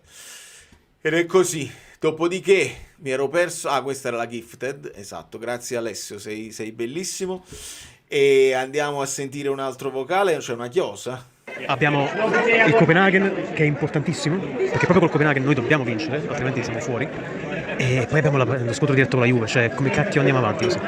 Lo so, ma infatti vedrai, usciamo col Copenaghen, perdiamo col Copenaghen, meglio così, perché così il Napoli si può concentrare su una sola, lo sappiamo, è così. Buonasera ragazzi, è il primo audio che faccio, sarà molto breve. Benvenuto! Quest'anno Conte è da 0 in pagella, perché io non posso credere che tutto questo è frutto della sfortuna, è frutto di una sbagliata preparazione atletica e dei carichi di lavoro surreali per una squadra della nostra età media. Quindi adesso, dopo aver praticamente fatto fumare 100 milioni e passa sul mercato, perché tutti i nuovi acquisti sono stati praticamente bocciati, e ancora devo capire Gutierrez che oggetto è nella testa di Conte, bisogna che Conte vada in conferenza e chieda scusa a tutti noi per lo schifo che sta facendo in questa stagione. Cioè, io non riesco a essere felice. Francesco, Conte deve venire a chiedere scusa per lo schifo che ha fatto. Conte deve venire a renderci conto se lui ritiene che la preparazione è stata sbagliata. Ma ti devo ricordare quello che ha fatto Conte quando poi siamo rientrati dalla crisi iniziale, quella post Bologna, come abbiamo ripreso la stagione. Conte deve venire a chiederci scusa, quindi Conte out. Continuiamo. Riesco a essere vicino del percorso in campionato e della Champions, perché non ci scordiamo che noi domani, quando è la prossima settimana, giochiamo anche la Champions. Situazione paranormale, non siamo scemi, è inutile che si vada a incolpare lo staff medico, lo staff atletico, i carichi di lavoro di Cile Conte, che fa sempre la stessa preparazione da 20 anni a questa parte. È una roba vergognosa. E sinceramente io non riesco a essere felice pensando che noi mercoledì ci giochiamo tutto, non so, martedì, mercoledì tutto, a Copenaghen. Una roba vergognosa, rispondesse anche dei 100 milioni in sede di mercato, un giocatore praticamente, l'unico che gioca, è l'unico per cui è valsa la pena di investimento, almeno adesso. Ma allora quindi, fammi capire, il mercato è colpa di Conte, quindi Manna non conta, e la gestione degli infortuni e delle cose è colpa di Conte, quindi la preparazione non conta. Cioè, no, rendiamoci conto, io sono con voi perché non so quello che sono le responsabilità, lascio aperta una porticina alle possibilità. Un mercato è colpa di Conte, gli infortuni sono colpa di Conte, Manna, i preparatori atletici non esistono, perché poi dovrebbero esserci delle professionalità che prendono anche loro dei soldi. Conte deve venire e deve chiedere scusa, e se ne deve pure andare, dovrebbe anche essere, se non sono le dimissioni, devono essere sicuramente un licenziamento in tronco. Francesco, da un primo vocale mi aspetterei qualcosina di più ragionato, invece sei andato sul furioso. Va bene, non fa niente. Poi altra piccola nota, il centrocampo ha sofferto tantissimo, ho visto Højlund veramente andare in difficoltà, ma non per causa sua, ma perché doveva dare una mano, ha dato una bella mano anche al centrocampo. L'ho visto fare un po' di lavoro, tra virgolette, sporco per aiutare, e quindi questo ha compromesso ovviamente la nostra capacità d'attacco sicuramente. Vabbè. Sei in pub. No, è chiarissimo quello che il lavoro che fa Højlund, lo sappiamo. Andiamo avanti. C'è del marcio in Danimarca. Ma marcio nel senso di fraceto, perché siamo tutto fraceto, c'è del fraceto in Danimarca. Siamo i fraceti noi, ci sarà in Danimarca. Basta della dossa Conte, basta, tutti uniti, forza! Vabbè, poi c'è un altro più lungo, leggiamo qualche altro messaggio.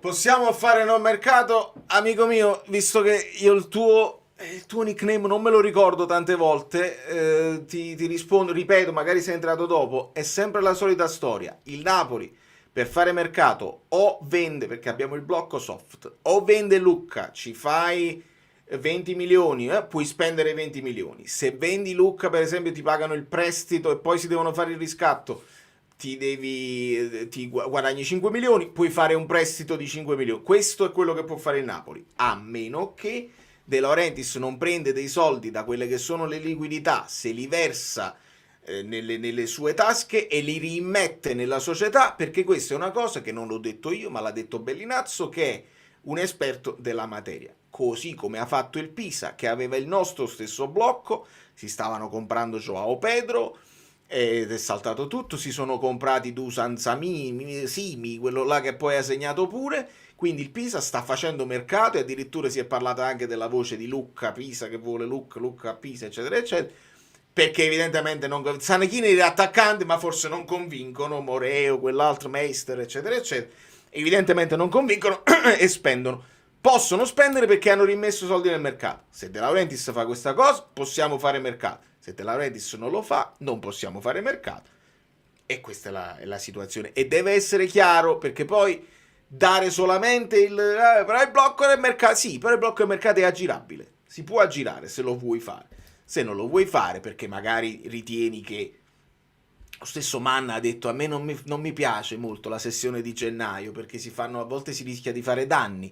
Se ritieni che stare bloccato è meglio di non fare danni, e magari perché sappiamo che il sacrificio è stato pesante l'anno scorso e non è che l'abbiamo sostituito, poi è andato tutto bene, ci siamo abbracciati perché comunque abbiamo vinto lo scudetto nonostante il mercato di gennaio, non grazie al mercato di gennaio. Può essere pure che ci sia un po' di reticenza nell'andare sul mercato. Puoi fare prestito con obbligo a quanto vuoi finché è fatturato più avanti, perché è fatturato più avanti, il prestito con obbligo quanto vuoi. Sì, se il prestito però è a zero, se il prestito costa zero, con lo stipendio, anche lo stipendio vale, quindi anche quello che è il costo dello stipendio devi metterlo a bilancio. Se non risparmi da qualche parte, potevi risparmiare per esempio lo stipendio di un Marianucci, visto che è 1 milione, quello 1 milione puoi dare, però ad oggi Marianucci pure non te lo puoi togliere più, probabilmente perché con l'infortunio di Rachmani come fai a toglierti Marianucci? La Cremonese si appende. Al massimo puoi togliere Ambrosino e ti recuperi lo stipendio ad Ambrosino, però deve essere 0-0. Quello che risparmi, quello puoi investire. Così ci hanno detto. Se poi ripeto, fai l'investimento, allora ti puoi muovere in maniera normale. Mi sposto da questa parte, poi ascoltiamo il resto dei messaggi, però prima c'è una cosa, aspetta, di solito a volte così il Matrix, no, uniamo i puntini nel silenzio totale generale, che pure è bello unire i puntini. Potrebbe partire Gutierrez. No, ma no, Guido, chi parte, chi viene? Vabbè, il mercato è inutile. Buonasera amiche belline, buonasera amici bellini, buonasera Valerio. Sembra quasi una presentazione seria questo. L'ingresso con questa cosa. Con la costellazione. Ma ci vuole la musica che ancora non ho messo perché tengo il che fare. Guido, cadiamo come le mosche. Allora, cari amiche belline, cari amici bellini, dato che il leader massimo, anche conosciuto come il censore, al secolo Valerio Flurio Celentano, un'altra volta mi ha stoppato, dobbiamo recuperare almeno un passo indietro. L'Inter è stoppato perché non si sentiva niente, che tenevi la mano. L'Inter è campione d'inverno per la stagione 2025-2026. Miei più sinceri complimenti vivissimi. Negli ultimi 22 campionati, a 20 squadre Valerio, con la regola dei 3 punti, per 17 volte chi si è laureato campione d'inverno, poi successivamente è diventato campione d'Italia. Sarà sicuramente un titolo platonico, lo sappiamo, ma comunque una piccola indicazione del campionato può darlo. 17 su 21, perché questo è ancora in corso. Solo 3 squadre non hanno confermato il titolo simbolico di campione d'inverno. Il Napoli, del maestro Sarri, ben 2 volte, 2015-2016, 2017-2018, famosi 91 punti, e il Milan nella stagione 2020-2021 si laureò campione d'inverno, ma lo scudetto andò all'Inter, che per galanteria la stagione successiva gli ha restituito il favore. Milan, l'Inter campione d'inverno e Milan campione d'Italia. Quelli sono cugini, tra l'altro. Vabbè. Quindi se l'Inter dovesse vincere questo campionato saranno 18 volte su 22 che chi si è laureato campione d'inverno ha vinto il tricolore. Altrimenti l'Inter restituirà il favore al Milan in questo eterno giorno della marmotta. Valerio, sono le famose, ormai leggendarie 7 sorelle, no? Che sono 7 le sorelle che ogni stagione possono vincere lo scudetto. Questo è quello che ci raccontano da anni, che poi è la stessa favola che ci raccontano che quest'anno la lotta per la retrocessione è più serrata, toglieranno un sacco di punti alle squadre di alta classifica perché sono diventati più forti. Asterisco, poi lo vediamo se sono diventati più forti o meno. Negli ultimi 22 campionati, sempre a 20 squadre con la regola di 3 punti, 48 squadre, Valerio, hanno superato i 40 punti nel girone di andata, che fa più o meno 2,17 di media, mentre nel girone di ritorno 21, perché ne manca uno, sono 36.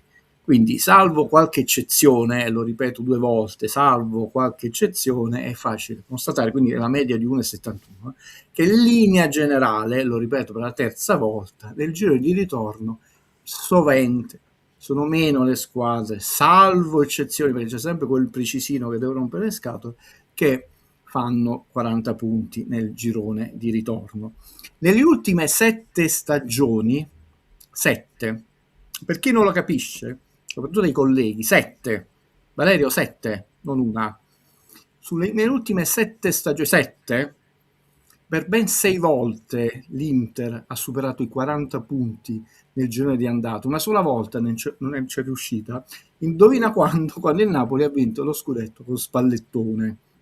Tra l'altro l'unica squadra che superò 40 punti, fece 50 addirittura, proprio tanti, diciamo. E questo, insomma, un'altra indicazione, perché al di là della narrazione che viene fatta da ciascuno è libero di dire quello che vuole, anche nella maniera più simpatica e faziosa possibile, però poi la realtà racconta di una finanza diversa, di un'economia diversa, di una politica diversa. Basti pensare i rapporti sicuramente istituzionali migliori tra Marotta e la governance politica di Milano rispetto a De Laurentiis e quella napoletana, calcistica, extracalcistica, perché sappiamo anche mediatica. Parliamo di grandezze per nulla comparabili, quindi tutto questo poi si traduce in punti, perché 7 stagioni, le ultime 7, si è capito che sono 7, no? 6 volte l'Inter ha superato 40 punti. È come per dire che il Napoli è un bellissimo pesce tropicale che però nuota in un mare di squali, al dispetto di quello che ci viene raccontato, perché ormai la narrazione sarà fallimentare, il fatto che il Napoli non vincerà questo scudetto, e un po' di colpa lo dobbiamo anche attribuire alla stampa napoletana. Però lasciamo perdere, che questo è un argomento abbastanza stucchevole. Più interessanti per me sono i numeri. Negli ultimi 22 campionati, sempre a 20 squadre, Valerio, con la regola dei 3 punti, mai, per chi non l'avesse sentito, mai, si è sentito? Mai, nessuna squadra ha vinto il tricolore girando il girone di andata con 39 punti. Mai. Il minimo è il Milan, stagione 2010-2011, 40 punti all'andata, fece 42 nel ritorno, 82 punti. Poi dobbiamo andare alla Juventus, 41 punti, lo vinse 83. Sono epoche preistoriche, quando insomma la quota scudetto era umana, 82-83 punti, perché nelle ultime 13 stagioni, 13, si è sentito 13? La media scudetto, la quota scudetto è 89,9. Le due eccezioni sono il maestro Sarri, sempre lui, 83 punti, e il Napoli di Conte, 82 punti.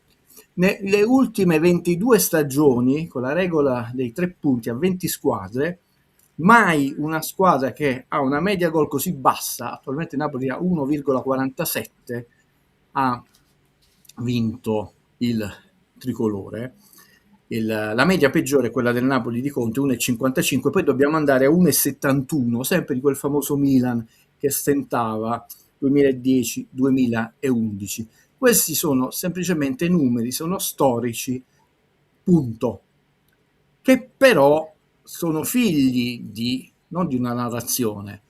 Si arriva a questi numeri perché una squadra ha una certa attitudine a vincere, una certa società alle spalle, ha la capacità di superare anche dei momenti di crisi durante la stagione, che possono essere di spogliatoio, di infortuni, eccetera. Non è che piovono dal cielo. Come, e concludo, non è certo piovuta dal cielo la situazione che sta attraversando il Napoli, perché dall'estate e dai sorteggi Champions noi conoscevamo esattamente il numero e la data delle partite, cambia l'orario ovviamente, quello no, di gennaio, e la situazione di emergenza del Napoli non è un meteorite che ci è piovuto in testa, è dalla 10ª giornata, 8ª, 9ª e 10ª, esattamente, che il Napoli è assenza di De Bruyne, Gilmour e Anghissà, e anche Meret, che era già dalla 9ª, Lukaku è dall'inizio della stagione.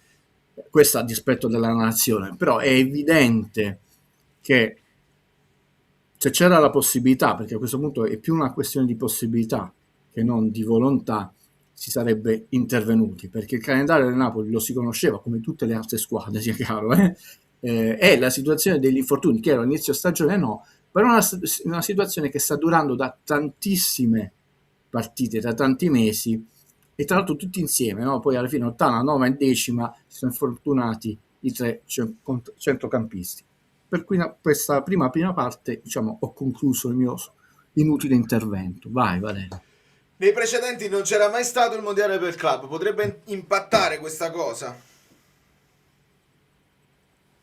L'Inter ha 3 vittorie più del Napoli, guarda che sono tante, Valerio. Non mi hai risposto. No, secondo me no. Cioè, ti ho risposto nel senso che sono tanti, cioè si dice il campionato è lungo, comincia a essere non tantissime. Intanto c'è lo sconto diretto, se l'è tolto, è a +1. Deve avere proprio un crollo, però l'amico Bellino si è dimenticato che il Milan non ha fatto il mondiale per club e non ha le coppe, quindi ok, può influire sull'Inter e la Juve, ma il Milan non ha il mondiale sulle gambe. Questo è chiaro. Allora, io dovevo finire i vocali, quindi li ascoltiamo insieme, poi pigliamo altri messaggi, voi scrivete, io vi leggo e recupero. Buonasera amici Bellini, amiche Belline, buonasera Fece Guido, buonasera Valerio. Che dire, abbiamo vinto soffrendo quasi immediatamente, perché Oddio, dai, dire quasi meritatamente il Sassuolo non è che poi ha fatto chissà cosa. Hanno messo un po' più di grinta per i carichi, ma noi eravamo morti fisicamente, come avete già notato tutti, come avrai già detto anche tu Valerio. Ho visto perdere delle palle a McTominay, che veramente si vedeva la stanchezza, ma lo stesso Lobotka, si vedeva la stanchezza proprio nelle gambe. Soprattutto con l'uscita di Elmas, perché Elmas faceva un po' da diga, quindi tante palle non passavano per Matic, non passavano per il centrocampo. E Lang, per quanto poi abbia comunque provato a fare il suo nella copertura su Matic, ma ormai le squadre si era allungata troppo. Però dai, abbiamo vinto, non riesco ad essere contento come tutti, perché abbiamo perso anche Rachmani, forse Elmas, sicuramente anche Politano, perché per come si è toccato si è infortunato. Non do addosso a Conte, non do addosso allo staff, purtroppo erano cose prevedibili, comunque l'età media è molto alta e la preparazione è quella che è, i campi sappiamo quelli che sono, il centro sportivo c'è la prima pietra, Guido l'andrà a mettere lui, e no, forza Napoli sempre, scusate se mi sono dilungato. Ma figurati, è un recap. Elmas pare che abbia giocato con l'influenza, pare. Ho detto sì, ho sentito anche io Stellini che ha detto che insomma quel giramento di testa che ha sentito può essere che è dipeso da una serie, proprio un giocatore debilitato, e non l'avrei detto, cioè se non ce l'avessero detto onestamente non me ne sarei accorto. Alessandro, io ti tolgo il messaggio perché già sai, no? Ti ringrazio, ma alcune parole è meglio evitarle, non so come la prende l'algoritmo. Però sì, partita di Elmas in marcatura sul play, come facemmo con la Lazio, preziosissimo. Da lui arriva il tiro poi respinto che porta guida al gol di Lobotka segna terzo gol nella storia della sua carriera a Napoli. Sulla partita io penso che per me siete diventati più bravi, ci vuole poco di me. È chiaro che una delle svolte negative è stata l'uscita prematura di Elmas, perché e tra l'altro la panchina si è accorta immediatamente che tra Politano e Lang non si riusciva, una volta a prendere uno e l'altro, a fare lo stesso lavoro di copertura e anche di proposizione all'attacco, perché Elmas ha giocato bene sia in copertura, praticamente come dicono quelli bravi, ha francobollato il regista del Sassuolo, ha ricambiato formazione e il Napoli ha provato con i terzini molto alti, addirittura con Jesus per 3 volte è andato sulla tre quarti avversaria a accorciare. A quel punto è molto di più che accorciare, però non tutti avevano questa forza, questa fisicità, abbiamo sofferto, quindi una delle svolte della partita è stata molto presto, no? Quando è stato il 58esimo nel secondo tempo Elmas, primo tempo l'abbiamo visto, è iniziato di gran carriera, il Napoli ha segnato, ma un po' sofferto. Oggi è la partita con i record negativi di tiri concessi in tutto il campionato del Napoli, tutto il campionato, non solo il primo tempo che erano 12, 21, mai aveva concesso così tanti tiri il Napoli, perché poi dobbiamo applaudire la prova qualitativa in proposizione di Vergara, molto disordinato in copertura tattica, anche lento nei rientri di Vergara. Noi abbiamo preso un'azione, se ne parlava con i poeti estinti, e detto se tu la vai a rivedere quanto ci ha messo a tornare, ma la palla si è sviluppata dal lato sinistro, poi abbiamo preso il tiro ben parato da Milinkovic Savic. Il Napoli oggi ha sofferto, io ho visto un Lobotka stremato alla fine, che infatti ha risbagliato lo stesso passaggio e McTominay ha risbagliato la stessa cosa che abbiamo concesso all'Inter, ci è costato lì il gol. Non possiamo chiedere di più a questi ragazzi. Se fai vedere, ti ho preparato una cosa carina, non sono solo i minuti di quest'anno, vorrei paragonarli, te li ho messi tutti e due con quelli dell'anno scorso, dove, se tu ti ricordi, ormai nel nostro immaginario è stato un anno drammatico negli infortuni, ma in realtà la situazione è peggiorata con la partenza di Kvaratskhelia, dove poi la sorte ha fatto sì che si infortunassero Neres e Spinazzola. Ma se tu guardi, vi facciamo vedere le amiche Bellini, amici Bellini, è oro l'anno scorso rispetto a quest'anno. Allora, ci sono 3 schermate. Sì, una io te le ho nominate perché non so se ti arrivano i nomi. I nomi non arrivano, no? Mannaggia, vabbè, allora andiamo a caso. Beh, comunque ce n'è una che è infortunio, poi l'altro ci sono tutti i giocatori. Esatto. Intanto quella che vedi tanti grigi. Quella che vuoi? Sì, sia quella con i verdi. Sì, è sia di quest'anno che quella con i verdi e dell'anno scorso, così. Possono... Perché sai, graficamente è sempre un discorso più pulito e più vero rispetto alle chiacchiere. Perché fammela dire una cosa, Valerio, sulla questione infortuni. Poi devo dire anche un'altra cosa in realtà, però tanto dico questa. Qua c'è Billing. Aspetta. Sì, perché già che ecco, vediamo prima l'anno scorso, poi vi dico la cosa. Metti in grande gli infortuni, a me io non servo. Questo è l'anno scorso, ho tolto i giocatori che poi sono partiti, Mario Rui, per una questione di comodità, ma nel mio file definitivo c'è tutto e veramente tutto. Anche un giocatore che è stato convocato una sola partita, però non ha senso. Cioè, vedete, i grigi sono pochissimi, e soprattutto uno era Meret. Gli arancioni, perché poi sono stati ceduti alla ventunesima già non erano più collocati, Billing perché la prima convocazione alla 21esima ancora non c'era Okafor, perché è arrivato anche tardi, quindi vedete che c'era Buongiorno a inizio campionato e poi si è fatto male alla 17esima, Foroluscio, che però non è mai stato titolare. Il grande infortunio dell'anno scorso è stato quello di Lobotka al centro del girone di andata, ben sostituito l'anno scorso da Gilmour, e poi Meret che fu sostituito bene da Caprile. Poi sciocchezze, Olivera, Politano, cioè veramente sono sciocchezze. Vediamo quest'anno, tranne quello di Buongiorno che poi si è infortunato, è tornato e si è rinfortunato. Vediamo, cioè, fissate nella mente di quanto bianco c'è. Prendo l'altra, nel frattempo c'è questa considerazione di numeri, cioè dopo 21 giornate... Poi vediamo le classifiche, non guido, perché lì ho una cosa da dire a un amico bellino che deve stare un po' calmo e godersi lo spettacolo. Allora, questo è con... chissà, abbiamo... Ho letto Beuke, ma quindi questa qua è di oggi. Un disastro. Mettila a fuoco, un disastro. Cioè, tutti i grigi che vedete sono tutte indisponibilità. Sì, per infortunio, non per squalifica. Perché poi Lucca era per infortunio, non era di... Quindi, per esempio, se Elmas sarà per influenza, cioè è drammatica la situazione. Io non lo so. E io spero che sia un mese Rachmani, che sia la cosa più leggera possibile. Pure io ho detto la stessa cosa, insomma, un minimo di un mese sia per Rachmani che per Politano. Poi non lo so se... Politano spero che si sia fermato prima, che abbia sentito un leggero affaticamento. Mi sto illudendo, non voglio illudere perché poi sono il Quindi secondo te può essere più grave quando capita in corsa che non quando tiri? Rachmani un mese io lo temo proprio, se non di più, cioè voglio sbagliare, non è qua superstizione, ragazzi. No, io mi sono allargato al contrario su Politano, cioè secondo me Politano più grave perché ha tirato, però me ne vado per un'idea. Però era l'altra gamba. Ah, non è la gamba, cioè non è la gamba sinistra. Perché poi lui si toccava la destra. Pure io. Ah, allora può essere in allungo. Ah, ok, quindi può essere in allungo che ha sentito tirare, no, ma non... fosse la sinistra avevi la tua stessa preoccupazione. Se è la destra, spero, ragazze, è una speranza.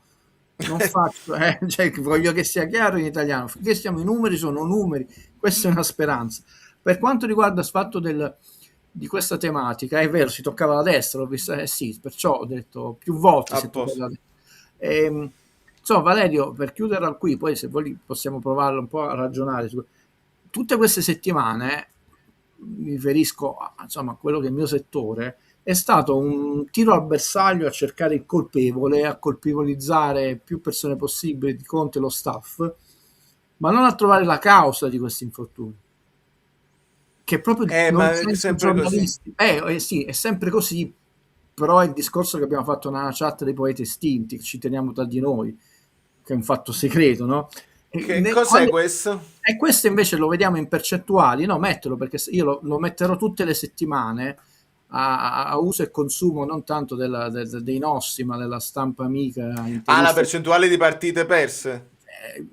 Cioè Lukaku, vogliamo fare un giochino che Napoli farà 38 partite in campionato, 2 in Supercoppa sono 40, 5 in Coppa Italia sono 45, facciamo gli scongiuri in finale, e 10 in UEFA Champions League, le 8 più 2 veniamo eliminati, sono 55. Cioè Lukaku ha già saltato più della metà di una stagione favolosa. Il Napoli fa 55, non le fa da tempo in memoria partite in una stagione, ma non ha lo stesso peso quando rientrerà, perché la stagione si è decisa adesso, cioè il Napoli è fuori dal campionato adesso, come avevo detto, La Supercoppa l'ha vinta e sono contento senza di lui. La Champions è fuori, c'è il Napoli che può fargli gli spareggi, uscire con una big, non sappiamo se con lui in campo avremmo avuto qualche gol in più, eccetera, però che torna alle ultime 8 non ha lo stesso peso di aver perso Lukaku per tutta non la prima parte, ormai noi lo perderemo almeno per il 60% se va bene, se torna. E lo stesso De Bruyne, Gilmour si spera per marzo, fine febbraio, anch'essa punto interrogativo. Le parole di Stellini e di Conte sono un punto interrogativo. Eppure ogni settimana, anzi ogni giorno leggiamo sui siti cerchiato in rosso, cerchiato in rosso, cerchiato in rosso. Come mi piace questa espressione. Però io più per prendermi e cercare i colpevoli, mi rivolgo ai colleghi, mi interrogerei sulle effettive cause, perché l'unico modo per risolvere i problemi nella vita è capire perché c'è un problema e poi adeguarsi e vedere quali sono le soluzioni, le risorse fisiche, tecniche, tecnologiche, umane, economiche, finanziarie per risolvere, e temporali per risolvere il problema. Invece noi abbiamo fatto il tiro a piccione. L'anno scorso con chi hanno fatto la preparazione sbagliata dopo le slide di Guido? Allora, io quello che non capisco è cioè è lo stesso staff, è un altro gruppo di giocatori. Dovrebbe essere lo stesso, tranne devi compenetrarti che magari devi fare un tipo di preparazione diversa perché la Champions ti porta degli sforzi diversi. Possiamo mettere sul piatto una serie di possibilità e di problematiche. La risposta che tutti vogliamo, ok, è colpa di quello, e quindi tolto quello risolviamo e non avremo più di questi problemi. Purtroppo io non ce l'ho. Guido, noi possiamo andarcene per un'idea, possiamo ipotizzare, possiamo intuire. Una delle possibili cause è che tu hai avuto tanti infortuni all'inizio, anche casuali, tra l'altro 2 ricordiamoli per le nazionali, anche Anghissà si è fatto in maglia nazionale, con una stagione diversa perché giocavi in Champions, e questo è stato, potrebbe, ragazzi, qua sto andando nel campo delle ipotesi, dividiamo, non sono il Vate, potrebbe essere stato una sorta di rincorsa, che tu sei stato sempre insofferente, hai incominciato ad avere meno uomini, eccetera, eccetera, e adesso meno ne abbiamo e peggio è, cioè è vero che un po' ha riflettato Politano, no? Però stanno giocando queste 12 persone sempre le stesse da 3 mesi. No, ma hai capito? È questo che è interessante, perché poi se vai a vedere singolarmente, adesso infortunio di Politano, ma Politano non ha fatto tutte le partite come McTominay. Cioè, se è lo sforzo incredibile che ti porta a questo tipo di infortunio, si deve far male prima McTominay e poi Politano, quindi non è scientifico. No. Perché non è il numero di minuti che fai sotto sforzo. Cioè, McTominay e Lobotka adesso dovrebbero essere arrivati al limite delle cose così. Lo vediamo sofferente McTominay, forse perché è fisicamente più attento nel recupero. L'abbiamo letto, anche sentita la sua intervista dove parla che lui è un maniaco del recupero anche fisico, insomma, fa le terapie. I minuti totali di McTominay sono 2655. Nazionali e cose a parte, perché poi è nazionale. Quelli di Politano 2054, sono 600 minuti di differenza, non so pochi, quindi non sono pochi per niente. Non sono pochi, cioè Politano era quello che era uscito un pochino dai radar per far giocare un po' di più Neres e quindi aveva in teoria staccato con quello che poteva essere un sovraccarico. Rachmani magari dopo il ritorno dall'infortunio non ne è uscito più, allora può essere che sia arrivato al limite pure lui. Poi c'è anche una componente psicologica che farà sorridere qualcuno, però dei preparatori e le cose lo dicono. Vi ricordate l'anno di Spallettone? Mi ricordo, siccome qualcuno ancora se ne esce, Guido, la scaramanzia, la cosa che noia, asterisco, poi affrontiamo questo discorso. Una simpatica amica ci chiese: Guido, ma possiamo vincere il campionato? Io subito, piazzando anche Valero, dissi sì, e poi dici calcisticamente sì, bisogna vedere se basterà calcisticamente, ma subito convinto.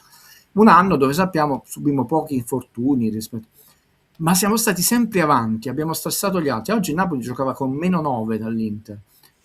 il 2, no, i vari questi due, ma sono solo 2 punti, che stiamo parlando? 2 punti, non li hai mai recuperati, sono diventati 4, non li hai mai recuperati, sono diventati 6. Adesso ogni partita, non so se te l'ho mandato, lo schemino, perché quello è importante del calendario, vedi là, per far vedere com'è il calendario delle prossime partite. Sì, ma ci sono tanti componenti, lo spiego, poi lo rispondiamo a questa domanda. Fai vedere prima il calendario, Valerio, perché la componente psicologica, oltre che fisica, cioè oggi Napoli, eccolo questo, ingrandisce, perché io sono brutto in calendario, questo è il girone di ritorno, premesso che tutte le partite le devi vincere, devi giocare, io non sono quello, vediamo dove l'Inter può perdere punti, a me questo fatto non l'ho mai fatto nella vita, e l'altra volta abbiamo fatto il giochino di Angela Torre, speologa, che immaginava che Napoli qualche punto forse l'ha perso con la Juve, con il Milan, eccetera, col Verona l'anno scorso, il Como, che Napoli giocherà con Inter, ha già giocato Sassuolo, Juve, Fiorentina, Genoa, Roma, Atalanta e Verona. In queste partite avrà 3 scontri diretti, uno già l'ha avuto con l'Inter, con la Juve e con l'Atalanta. E con la Fiorentina non è una delle 7 sorelle, a mio parere, di quest'anno, mi ero espresso quest'anno, ma sarà una partita brutta perché o ora o mai più deve fare i punti alla Fiorentina. L'Inter, uno solo scontro diretto, quello con Napoli e poi la Juve, quindi 2-3. Cioè la prossima partita è Real Madrid-Pisa con l'Inter. L'altra ancora è Barcellona-Cremonese-Inter, Napoli, poi c'è Sassuolo-Inter, Napoli-Genoa, poi Inter-Juve, ma noi abbiamo Napoli-Roma, poi Real Madrid-Lecce, Atalanta e Inter-Genoa. Cioè il calendario, e tra l'altro il Napoli gioca il 31, l'Inter il 1 febbraio. Vabbè, questo senza considerare ovviamente gli incastri con la Champions. Le 2 sconfitte del girone delle andate li ha tramutati in un pareggio, e non un pareggio qualunque, col Napoli, e in una vittoria. E il Napoli ha tramutato quella vittoria in un pareggio. Cioè attualmente l'Inter ha 4 punti in più rispetto al girone di andata, con le stesse partite, così è più chiaro con lo schemino, capite? Cioè con le stesse squadre, detto là. Ma il calendario, salvo i Simpson, l'Istituto Luce, il VAD, eccetera, io non faccio il giochino dove voglio che sia chiaro questa cosa, non l'ho mai fatto nella mia vita. Vediamo dove l'Inter può perdere, perché non funziona così, soprattutto col Napoli. Però intanto tu sei a -6, che sono 2 sconfitte, e se loro giocano prima e vanno a più 8, tu hai psicologicamente l'obbligo, la prossima partita, tu devi vincere con la Juve, stai a 0 con la classifica qui. Quindi non è che hai fatto granché, non hai fatto niente. Se tu dovessi pareggiare, e già mi sento il vado, un pareggio è buono, siamo in emergenza, non è affatto buono, per nulla, manco per la corsa Champions, perché significa che noi saremo -4. Ma è -4, e quindi invece di 39 fai 35. Mettiamo che facciamo tutte vittorie, per farvi capire, battiamo il Verona, quindi +2, sempre -2 in questo filotto. Quindi anche il calendario, i giocatori lo sanno, cioè i 4 punti persi con Parma e Verona sono la pietra tombale sulla corsa scudetto, salvo che dobbiamo sperare, ma quelli sono i tifosotti, i gufi, io lo faccio fare a gente di basso livello, non sono di qualunque tifoseria, non mi interessa, tu ti rimetti il faccione tuo, perché poi diamo soddisfazione alle persone che vogliono delle domande, proviamo a dare. Giacomo ti chiede, io chiedo ogni anno a Guido perché l'allenatore non fa tornare prima tutta la rosa, dobbiamo chiedere a Conte di far giocare Mazzocchi, Ambrosino, Vergara, Gutierrez, Olivera. Beh, forse Gutierrez e Olivera, forse, diciamo, anche per l'età, l'esperienza, in Serie A, e quest'anno qualche minuto in più potevano averlo, e tra l'altro, insomma, Olivera aveva iniziato le prime 3 partite, ricordiamo, poi si è infortunato alla quinta, tanto per cambiare, poi ha fatto di nuovo delle partite, è sparito dai radar intorno alla 10ª, 11ª, 12ª, ma diciamo questa fine, perché poi fino alla 16ª aveva parecchi minuti nelle gambe, però se lui si è rinfortunato alla 17ª, perché poi diciamo Olivera ha 651 minuti, però è anche vero che prima della 17ª aveva giocato molte partite. Però hai capito, se io in maniera proprio sempliciotta mi guardo indietro non a 3 mesi fa, alla partita che Olivera ha giocato nell'ultima partita, e so che a un certo punto ho detto metti Spinazzola perché Olivera non mi sta dando quella spinta con la... E vi renderete conto che sì, pure io voglio un po' di roturnazione in più perché ho paura degli infortuni, però se poi Olivera non mi garantisce, se Mazzocchi non mi dà quella qualità che ogni tanto il cross di Lorenzo, di Politano mi può dare, se Ambrosino fisicamente non regge come Højlund, se Gutierrez... Cioè, lo so che in teoria è giusto che sia così, però poi guardiamo un attimo la classifica di Italiano, che certo il Bologna non avrà i giocatori nostri, però alla fine ha perso tanti punti pure perché quelli là che poi ha ruotato non gli hanno garantito quello che gli potrebbero garantire quelli là più forti. Cioè siamo sempre là, coperta corta, o li metti e li porti allo stremo o li ruoti e speri che performino. Ma lo staff sceglie i giocatori che in quella partita gli possono dare potenzialmente le migliori garanzie per portare a casa il massimo risultato possibile nella brevità, perché adesso sono interventi brevi. Ricordiamoci sempre che noi dobbiamo fare un campionato diverso, non dobbiamo, Guido, nelle aspettative dei tifosi che seguono una certa stampa, perché qua bisogna mettersi d'accordo, no? Siccome tu scudetto là, chiaramente Conte punta a entrare nelle prime 4 e quindi se tu vuoi fare, oggi abbiamo visto i limiti di Vergara, fisicamente ha perso tutti i duelli, tecnicamente era più forte del suo dirimpettaio, perché quando aveva quello spazio per non subire la fisicità del dirimpettaio, chiamiamolo così, la sua tecnica era un vantaggio, ma quando si accorciava lo spazio fisico tra lui e l'avversario ha perso tutti i duelli fisici. Dobbiamo dirlo, ma non perché Guido Gentile boccia, non è una bocciatura, o le guardiamo con serietà le partite di calcio, perché i numeri sono un supporto alla comprensione della partita, ci sono tanti aspetti che vanno valutati in una partita, no, l'emozionale, l'arbitro, una di queste. Quindi immaginate, quando andate a vedere le prime 2 stagioni di Amsi, chiaramente un talento totalmente diverso da Vergara, e dopo, intanto quanti anni ci ha messo per prendere poco poco quella massa muscolare, non come la Juve che in 3 settimane diventavano tutti gladiatori, ma quella è un'altra faccenda. Però se voi mi andate a vedere Amsi a 19 anni... No, io aspetta un secondo. Guido, no, aiutami con la memoria. Simeone sotto Spalletti e sotto Conte, ma Simeone non giocava, voglio. Cioè, giocava Osimhen tutte le partite, tant'è vero che Simeone e Raspadori si sono guardati e ce l'hanno detto poi nelle interviste così. Questo hanno avuto l'immaginario collettivo. Hanno avuto dei minuti proprio risicati quando Osimhen si è fatto male o quando non era disponibile. Simeone non giocava. Non ditemi che adesso Spalletti faceva giocare Simeone. Io mi ricordo che dicevo a Spalletti la stessa cosa. Se Simeone sta in forma, mettilo un po' di più. E Simeone non giocava. Non lo metteva. No, te lo dico subito. Quanti minuti ha fatto fino a fine campionato Simeone quell'anno? No, perché vado al manicomio. Io mi ricordo bene la formazione dello scudetto di Spalletti, ce la ricordiamo a memoria. C'era un'alternanza più o meno tra quello che era Mario Rui e Olivera e c'era un'alternanza più o meno tra Lozano e Politano. Andiamo punto. Subito. Te lo dico, Valerio. A fine campionato, Simeone, che gli vorremmo bene per tutta la vita, un ragazzo meraviglioso, un giocatore meraviglioso, sia chiaro, quindi, perché la gente deve pure capire, quindi non è che io lo adoravo, 506 minuti.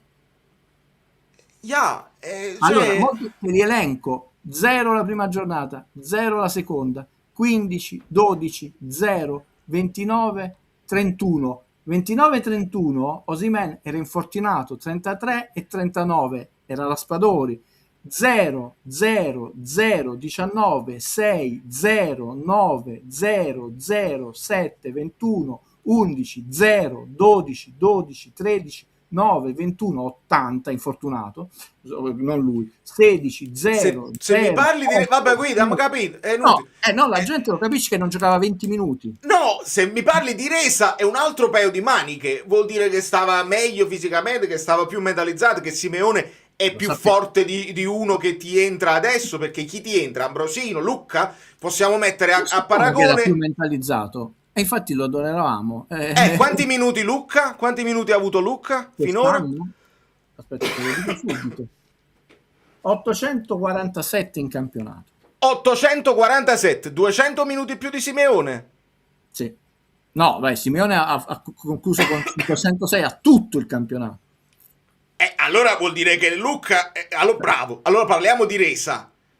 Se Simeone ha avuto meno in tutto il campionato, meno di quanto Lucca ha avuto finora, e Lucca è uscito dai radar, quindi ha avuto molti più minuti a disposizione, parliamo di resa.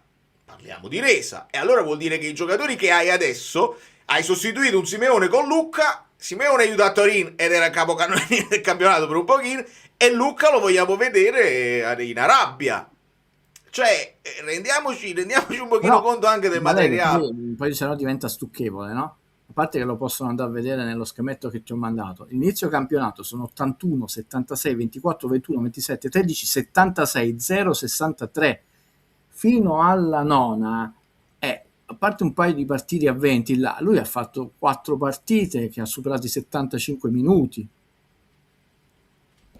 Quindi non è che a inizio campionato non ha avuto mai, vedi, la gente poi si ricorda mai le cose, perciò è importante graficamente averle.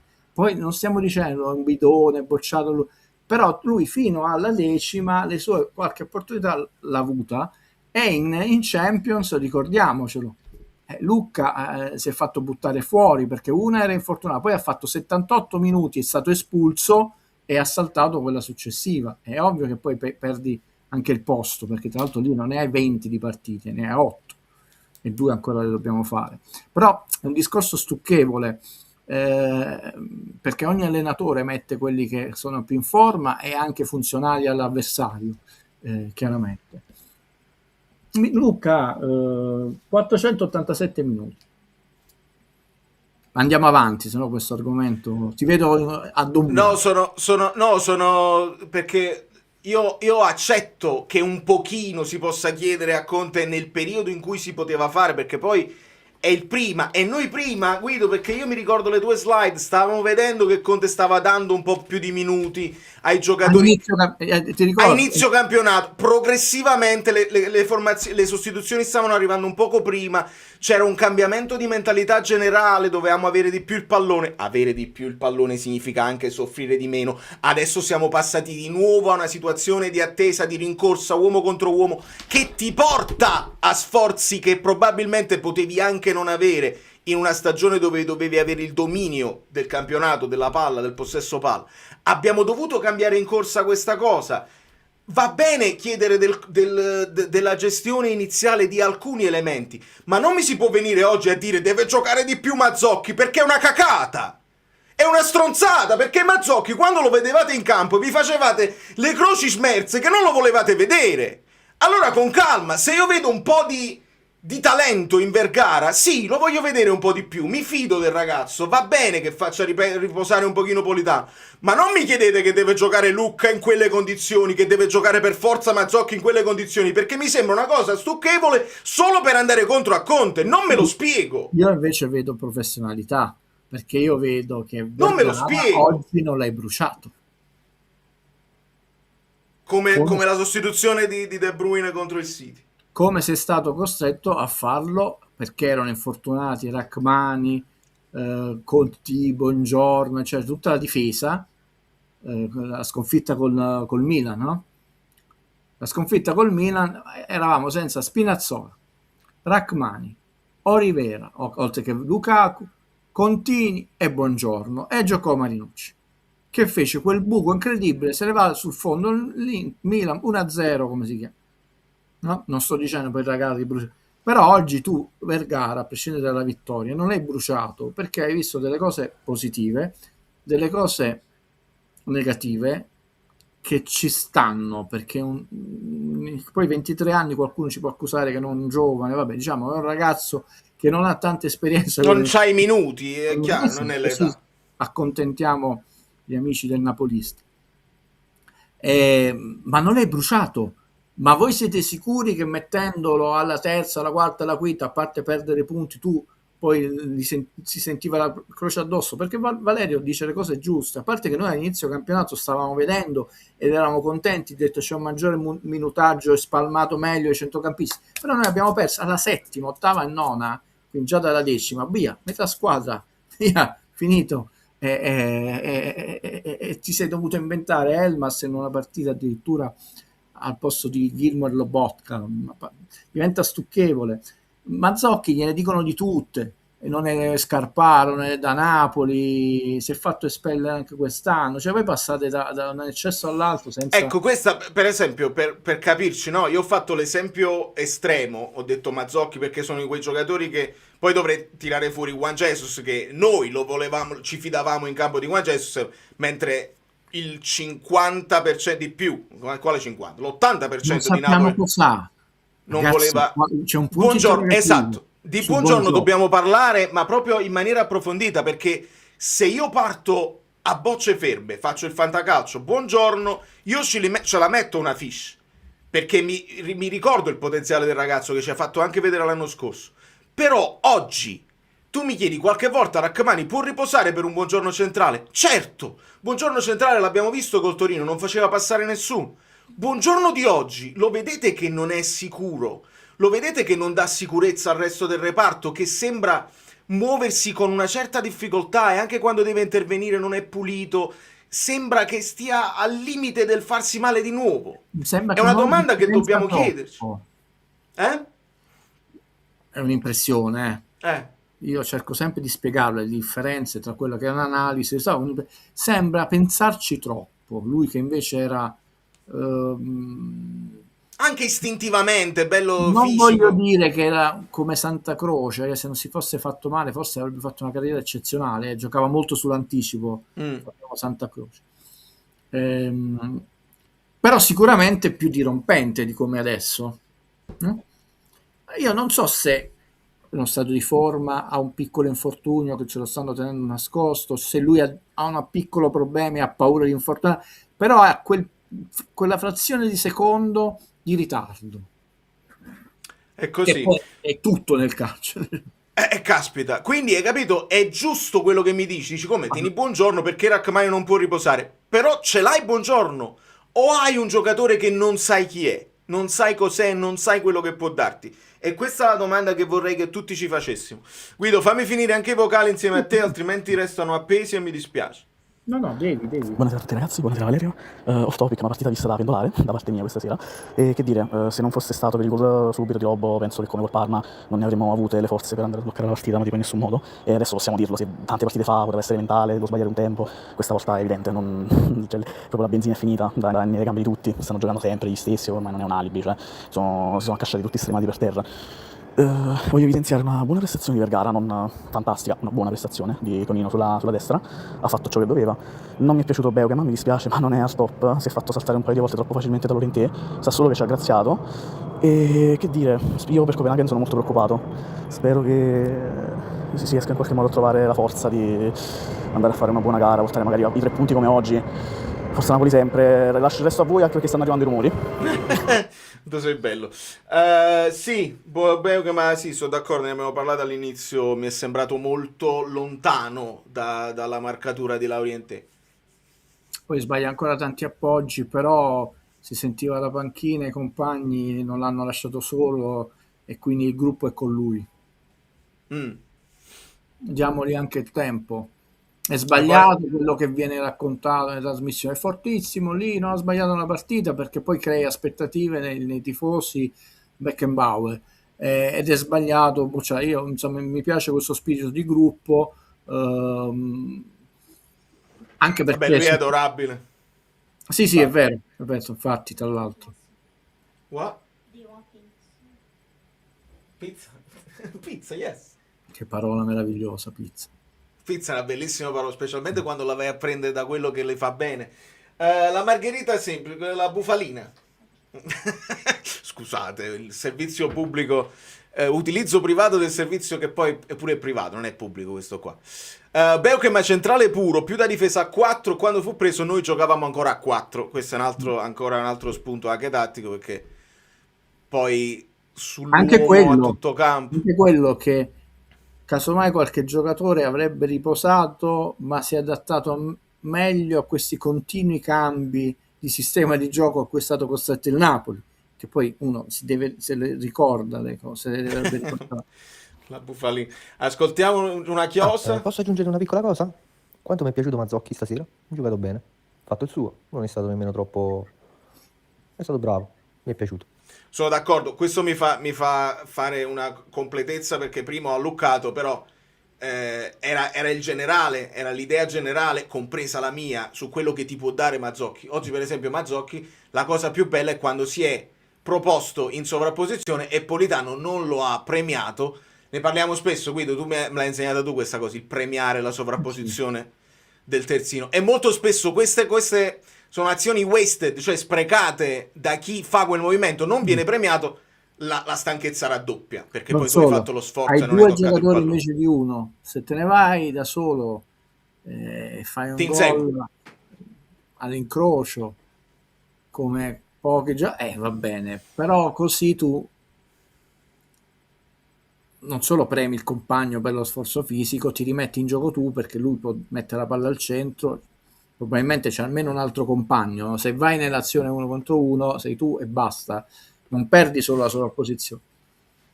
Il famoso portare più persone possibili, no? In avanti. Certo. Buonasera amici bellini, buonasera amici bellini, buonasera Valerio. Partita francamente difficile da commentare, influenzata anche dallo stato di forma di questi ragazzi che ci stanno mettendo l'impossibile. Primi 25 minuti, ovvero quando il Napoli è riuscito a mettere un'intensità alta di ottimo livello contro una buona squadra come il Sassuolo. Abbiamo visto delle ottime trame, abbiamo visto tante spaziature create dai due sottopunta per Gare e Elmas, che si sono mossi molto bene e hanno fatto entrare dentro molto bene gli esterni. È mancato l'ultimo passaggio. Contentissimo per il gol di Lobotka e a pezzi per questa carneficina incredibile. Io non so se è veramente colpa del preparatore atletico, ma qualcosa si deve fare. Non voglio buttare la croce a nessuno, ma qualcosa si deve fare. Senza dubbio, Guido, ritorniamo sempre là. Non sappiamo chi è, chi non è, però dobbiamo trovare una soluzione, perché cadono come le più si va avanti, più quelli che giocheranno saranno costretti a sforzi inimmaginabili senza ricambi, e la stagione non arriviamo a finirla così. No, sono proprio oggettivamente pochi, perché non si tratta di fare tifosi o non tifosi, perciò è molto meschino il ragionamento di qualche collega. Poi alla fine i giocatori vanno in campo, se tu non ne hai 7-8 ogni partita e per tante partite, capito la faziosità e il tifo, però rendersi ridicoli a questi livelli no. E il Napoli per tante partite non è piangersi addosso, lo lasciamo fare altre persone molto più lucide di me, sinceramente.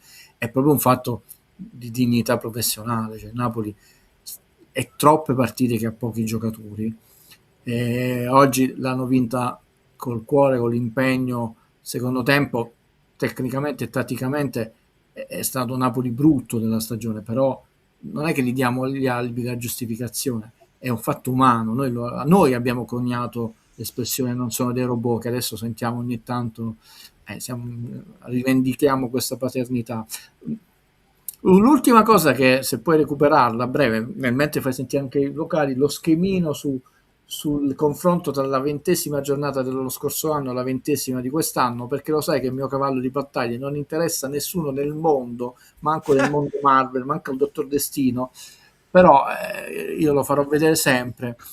Il falso mito, no, delle squadre di bassa classifica fanno più punti dalla 15ª in giù, quindi non è una squadra che prende o hanno pari punti o addirittura, ragazzi, 2 punti, 4 punti, 1 punto non è la stessa cosa di alta classifica, perché una squadra di bassa classifica per fare 3 punti ce ne mette di partite, no?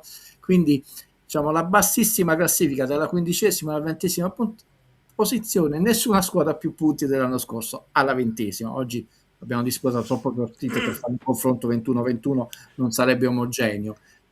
Poi vedremo, può darsi che cambia, però ad oggi comunque quest'anno forse è l'unico anno dove non ho sentito, ma vuoi vedere che il campionato sono più un po' forti? rompiamo le scatole, Questa volta, quest'anno non l'ho sentito, o si sono arresi all'evidenza, perché effettivamente se anche una squadra come la Fiorentina, che doveva rappresentare, non dico una sorella, ma stare là, è una sorta di multi-level marketing, no? Lo so che non sono tantissimi, ma sono tantissimi, non è un ossimoro, cioè 28.000, quanti sono arrivati a 29.000 iscritti di Valerio, no? Sono tantissimi per la qualità ormai della nostra analisi, tranne Guido Auto, no? La nostra io, cioè, vostra mi tolgo.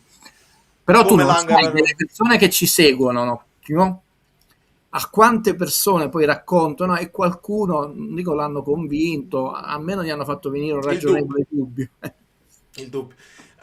Il genio, che significa Langa alla Roma? Stanno qualche voce, qualche cosa? Fatemi sapere se c'è qualcosa di penso. di reale o se è una putata. Vabbè, Lazio Langa alla Lazio, quindi vabbè, niente di che. Ascoltiamo l'ultimo. No, ce ne sono altri, però questa è una chiosa, questa è ancora Salvatore Falanga. Questo è 1 minuto e 43. Waiu ritmo, mi dispiace, 56 secondi. Buonasera Valerio, buonasera amici bellini. Vittoria sofferta e meritata. L'immagine simbolo, no, del momento del Napoli di sofferenza è stato quando l'arbitro ha fischiato la fine della partita e i ragazzi sono accasciati per terra dalla fatica. È stata comunque un'immagine molto forte e questo ci fa capire quanto questi ragazzi, la squadra, ci tengono alla maglia e a noi questo piace, no? Dare tutto per la maglia. Secondo me serve qualche rinforzo, soprattutto a centrocampo. Non dobbiamo puntare ai super, top, ai campioni, basta qualcuno che può dare anche un minimo di sostituzioni, un minimo di respiro anche negli ultimi minuti ai centrocampisti, no? Serve qualcuno come il Pane, quindi speriamo in un acquisto last second, va bene? Forza Napoli. Grazie Giovanni. Sugli acquisti l'abbiamo ripetuto, poi se lo vuole fare o non lo vuole fare. Oggi l'ha detto anche Stellini. Ha detto la società. Tra l'altro l'ha detto. Qua fammi dire quella cosa che avevo lasciato un asterisco. Uno me l'hai concesso, questo schemino, un altro importante, che così mi collego a quello che ha detto Stellini. Tanti difetti, ma veramente io non sarò mai due cose nella vita: invidioso e permaloso. E ho letto un commento, qui anche provato a rispondere simpaticamente: fermate Guido, la classifica Guido, eccetera. Due cose da dire, molto semplicemente. È proprio sbagliato questo approccio, perché il mio approccio molto umile è quello di ma parto non dal calcio, nella vita, voglio intanto leggere io le cose, provare a imparare, perché lo studio è la prima cosa, no? Farmi un'opinione e capire e avere anche più punti di vista, e noi lo facciamo, no? Con Valerio, con la chat dei poeti estinti. Non è che io dico una cosa e così sono il vaso e vestito luce, punto. Quindi già. Aspetta Guido, scusami, non ti voglio interrompere, però per chiarezza, non c'è un errore, perché non l'avete letto bene, ve lo faccio rivedere. Non è che Guido mette quanti punti ha fatto in più il Como. Fammelo spiegare bene, Guido. Prego, torna indietro, sì, perché torna indietro, perché qua mi dispiace, perché è interessante. Tra l'altro è pertinente a quello il discorso che stavo facendo. Esatto. Quindi è ottimo che torni indietro. Torniamo un attimo indietro e lo spieghiamo un attimo meglio. La squadra che è alla sesta posizione. Lo scorso anno quale squadra era alla sesta posizione? Non mi interessa, la stessa posizione l'anno scorso aveva 8 punti, che poi io potrei anche mettere nessuna squadra, mettere tutte dottor Destino, lo faccio per una precisione storica, proprio perché esatto, quindi la sesta aveva 34 punti, la sesta quest'anno ha 34 punti, quindi alla sesta posizione non c'è stato un miglioramento di quelle squadre che lottano per l'Europa così. Le ultime posizioni, la Fiorentina ha molto meno di 4 punti rispetto all'anno scorso, ma essendo la terzultima ha meno 4 punti, quindi le ultime, qualsiasi siano le squadre, non stanno facendo meglio, non stanno dando filo da torcere alle prime, eccetera eccetera. I movimenti in positivo di solito, dagli schemini che vediamo da Guido tutti gli anni, sono sempre tra la 10ª e la 15ª, è lì che ci sono dei punti in più di solito, o nella zona Champions, come vediamo, che farà salire probabilmente la quota Champions, la quota per il quarto posto. Questo è importante farlo vedere. Azzeriamo tutto in 1 minuto e mezzo. Buonasera amici bellini, amici bellini, buonasera Valerio. Qual è una cosa che io ho sempre detto, che sarà un mio limite, ma non amo del web, degli interventi che ho con voi, eccetera, non per l'antipatia, che per il mio approccio di raccontare il cinema, intendo dal vivo, io mi ricordo chi c'ero, cosa ho detto, quella persona cosa mi ha chiesto, io cosa ho detto quella sera, quell'azione, finché la memoria mi aiuterà. Questa cosa è un arricchimento per le persone, sia può essere una battuta scema che una cosa che, spiegando perché nel cinema non si può dire flashback ma analessi, ma qua non stiamo parlando di linguaggio cinematografico, perché interno, esterno o misto l'analessi e non flashback. Però io mi ricordo Valerio c'era, quindi io posso fare, io non vi vedo e noi non possiamo fare, e veniamo invece al calcio, ogni volta io dico io vi ho detto questa cosa, ovviamente se uno prende solo un pezzo e ha un certo approccio, perché poi tra l'altro noi non siamo nessuno, con tutto che Valerio avvento rispetto ai media molto importanti, quindi già partiamo battuti, però per me questo è un limite enorme, perché se io vedessi, già vedrei una persona che non ho mai visto e saprei come comportarmi, ok? Ecco, alla persona che ha scritto quello, io non ho risposto polemicamente perché non lo sono, però gli voglio dire, attenzione, che il nostro approccio è proprio l'opposto di tutti, perché è un approccio, il mio è, abbiamo creato anche questo piccolo gruppo, cerchiamo di capire le cose, ce le studiamo, non perché siamo i più bravi, io tra l'altro ho un senso di responsabilità nei vostri confronti di Valerio, se mi fate una domanda, se io una cosa non lo so non la dico, però se la so perché l'ho letta, se io vi dico ragazzi, secondo me almeno 74 milioni, non lo dissi a cacchio, di operazioni a gennaio faremo, abbiamo venduto a Cavascari 80, qualcuno può dire Guido ti sei sbagliato di 6 milioni, cioè l'hanno venduto meglio, no? Però c'era stato raccontato una cosa, perché? Perché mi sono voluto studiare il bilancio del Napoli, per non dirvi una fregnaccia, quindi calmi, nessuno è obbligato a credermi, a seguirmi, a condividere che è una cazzata la classifica Guido, però io non sono obbligato a fermarmi perché ho un mio approccio scientifico alle cose, innanzitutto umile, cioè io voglio capire, voglio studiare, voglio imparare e se sbaglio, almeno ho sbagliato, vengo qua e dico ragazzi ho sbagliato perché avevo fatto questo ragionamento, avevo pensato che succedesse queste cose, non è successa, è molto più facile per me poi correggermi, innanzitutto lo dico tranquillamente, ho sbagliato, no?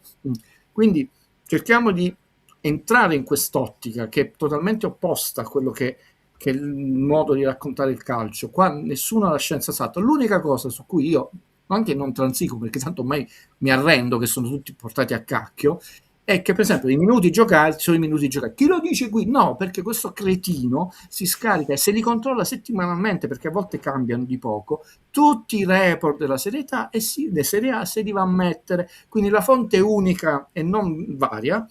A questo punto è il sito ufficiale, quindi non è trasparente. Serie A, sito ufficiale, i report in PDF, ti metti tutti i dati. Quindi io vi posso dire che tutti i dati, la fonte è unica, ok? Ed è controllata settimanalmente perché a volte correggono, ti trovi i tiri generali, 2 tiri in meno in Napoli, com'è che 2 tiri in meno? Ho sbagliato il mio Excel, me li vado a riscaricare tutti e vedi che 7 partite fa gli hanno tolto un tiro al Napoli, sono un coglione, ve lo dico da solo, una volta la parola. Quindi calmini, io non mi fermo perché me lo dici tu, puoi non seguirmi caro signore, io non sono il Vate, sei di cui il Vate è l'Istituto Luce, io non copio dagli altri, almeno questo, consentite, però l'approccio è me lo voglio studiare io, permettimi, me lo voglio studiare io, lo voglio capire io, voglio sbagliare e ho anche un gruppo, i poeti estinti, che sono molto più bravi di me dal punto di vista ingegneristico, matematico e fisico, con cui ci confrontiamo e la pensiamo in maniera diversa e questo ci arricchisce, proprio perché non siamo vati. Chiuso. Non è un minuto e mezzo, ma era una cosa importante da spiegare. No, era importante, ma però anche tecnicamente, al di là poi l'amico Bellino ha capito, perché basta poi vedere solamente Napoli e Inter per capire che l'Inter l'anno scorso aveva 44, quindi sta a più 2 rispetto a quello che aveva fatto l'anno scorso, no? A 2 punti in più. È vero. Però come prima in classifica noi eravamo a 47, loro sono a 46, quindi in teoria stanno facendo peggio di come stavamo facendo noi l'anno scorso. La cosa grave è che spinge la quota Champions. Esatto. E sulla quota Champions è interessante quello che dice Fernando, dice a me piacciono molto i numeri, ma attenzione che hanno molte letture, nascondono insidie. Se il Napoli vince a Torino va a più 7 alla 22esima giornata e di fatto assicura la Champions. Sì, è chiaro. Tra l'altro va a 0 nella classifica Guido, ma è lo 0 pesantissimo, perché lo 0 che conferma la vittoria. La Juve non ti può più affrontare e sarebbe uno 0 che vale proprio tanto. Questo è un altro concetto un po' complicato, no? Lo 0 col Sassuolo è uno 0 che era dovuto, cioè tu stai male, stai bene con la febbre, devi vincere col Sassuolo. Confermare lo 0, cioè confermare la vittoria dell'andata con la Juventus, ha una pesantezza incredibile sul campionato, anche perché Guido, con questo passo falso la Juventus si è messa nei guai, perdendo con il Cagliari, che è una squadra che devi a battere. A -3 sulla classifica Guido. Vedi, ecco perché la classifica Guido ci torna. Juve che diventa -3, che quindi non migliorano ad oggi quello che era quella che avevano fatto nel girone d'andata. È chiaro che il Napoli adesso ha una spinta. Magari, Guido, perché noi ci stiamo appigliando a tutto, almeno io, cioè le energie che ho visto utilizzare contro l'Inter, il Napoli non le aveva, le ha cacciate. Erano energie che non potevi avere, perché poi le abbiamo viste con Parma c'era rigore nettissimo su Di Lorenzo, ragazzi. Fatto vedere. Ce n'era anche uno su McTominay, tra l'altro il VAR degli arbitri, io lì non l'ho capito, che dice sì vabbè però non l'ha visto, però quello è effettivamente espulsione su McTominay perché si è disinteressato della palla, però ha fatto tutto un ragionamento su che non è che giustifica che non se ne sono accorti, tutto quello che vuoi, io pago, il gol ci sta mezzo millilitro lì, però su Di Lorenzo, mamma mia, che cosa deve sposarsi la moglie di Lorenzo per dargli il rigore? Ti voglio dare un dato che non dà nessuno, che è un dato che mi ha preoccupato per quota scudetto, non per la Champions. Tu ti ricorderai che quando ti facevo quei confronti, no, tiri, percentuali, insomma, non faccio tutto l'elenco, c'era un dato che nessuno notava: rigori, pali, ammonizione, no? E io notavo che nessuno di voi notava, e fortunatamente non l'hanno mai citato nelle trasmissioni. Partite senza segnare, te lo ricordi che lo mettevo sempre? Il Napoli ha ben 5 partite in cui non l'ha segnato, generalmente non vince uno scudetto con più di 6-7 partite senza segnare.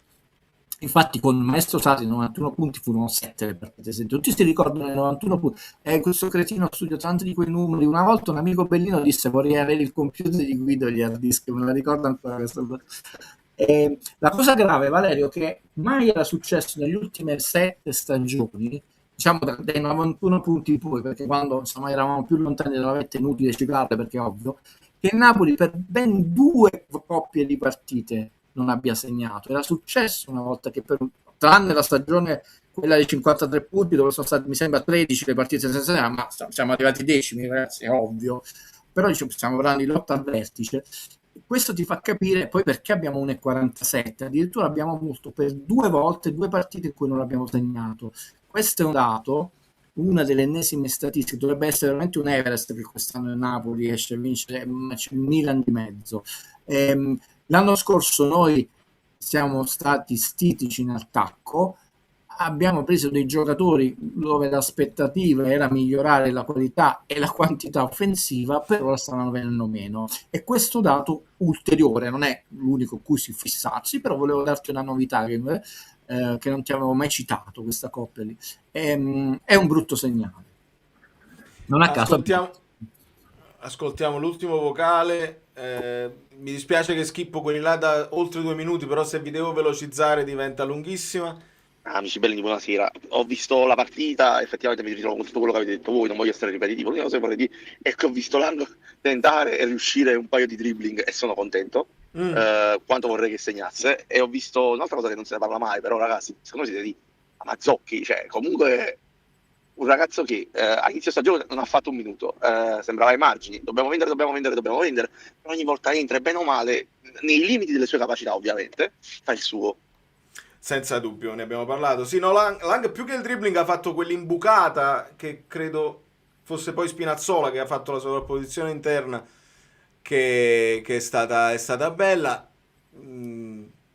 Anche lì ce li ritroveremo, cioè visto che li perdiamo a 1-1, tutti quelli su cui noi però sai, secondo me potrebbe avere più minuti, ce li ritroveremo tutti in campo, anche perché Guido non abbiamo né Marianucci né Mazzocchi in lista Champions. Esatto.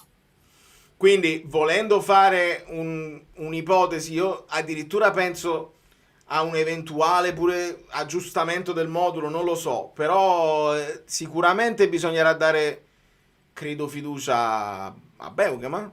Anche perché non vorrei ricordarmi male, e quindi qua mi dico io da solo, se ho sbagliato poi scrivetelo nei commenti, non ho nessun problema, che ci fu il cambio nella lista Champions e l'inserimento, però ripeto se ho sbagliato, di Lukaku, perché si è infortunato tra Lukaku e De Bruyne, sì. E questo ci fa pensare che qualcosa è andato storto, che ovviamente non ce lo stanno raccontando, però ce lo stanno raccontando anche non raccontandocelo, nel senso che se tu l'hai inserito, molto, a meno che non sei completamente pazzo, e qua una sola persona è pazza, è Valerio, che continua a invitarmi, poi non c'è nessuno pazzo, io scemo, ma non pazzo, cretino, significa che pensavano che, non dico gli ultimi due, ma gli ultimi potesse farlo, perché non ti metti un giocatore bruciato, ti metti un infortunato al posto di un infortunato. Sì, io ricordavo così, però ho detto no, potrei sbagliarmi,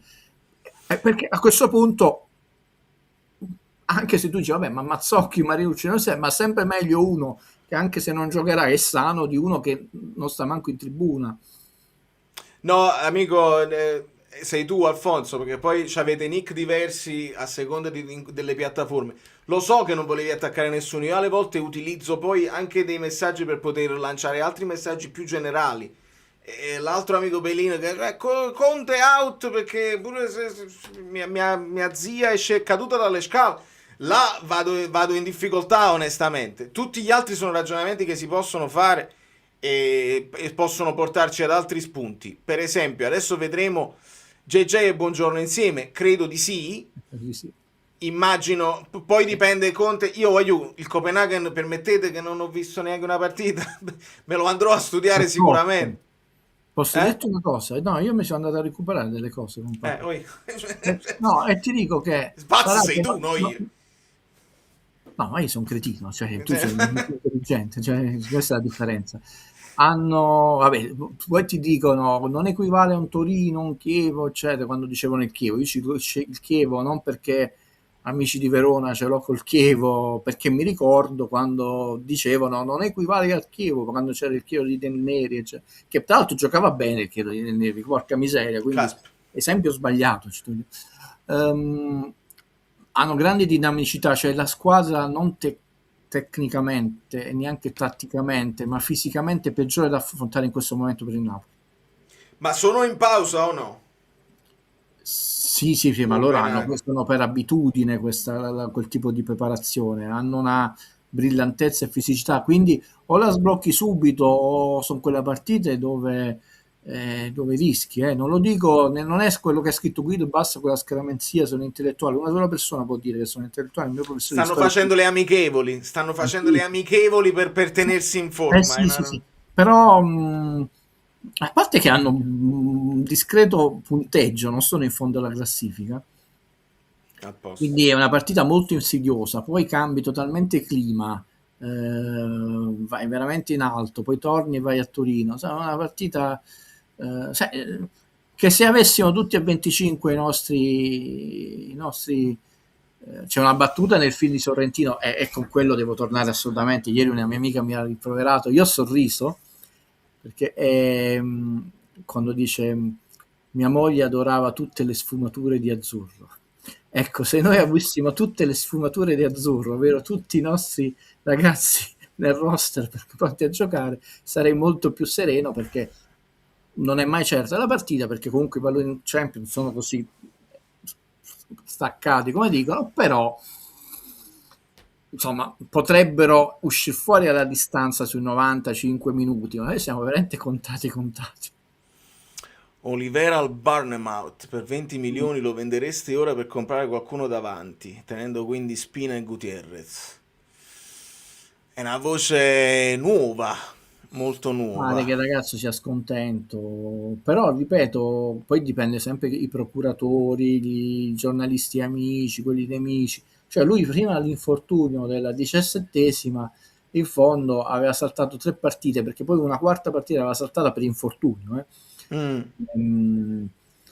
Quindi insomma era un utilizzo assolutamente dignitoso, tranne una volta che era entrato dopo al 15esimo, era giocato titolare, aveva fatto sempre sui 60-70 minuti, poi ci sta, dovendo fare 60 partite come ci raccontano, e nelle ultime giornate è sparito dai radar.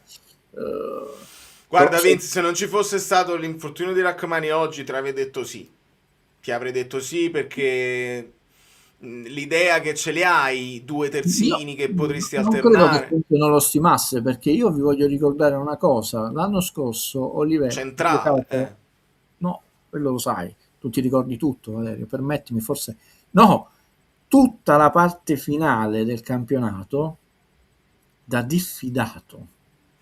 Ok.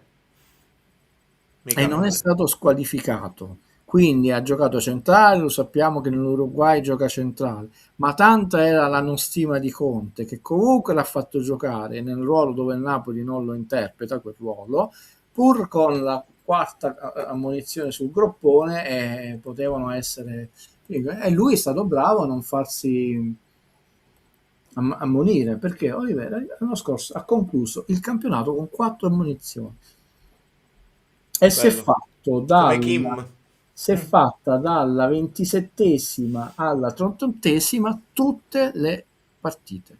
No, però Kim l'ha prese e poi saltò l'ha prese proprio alla fine.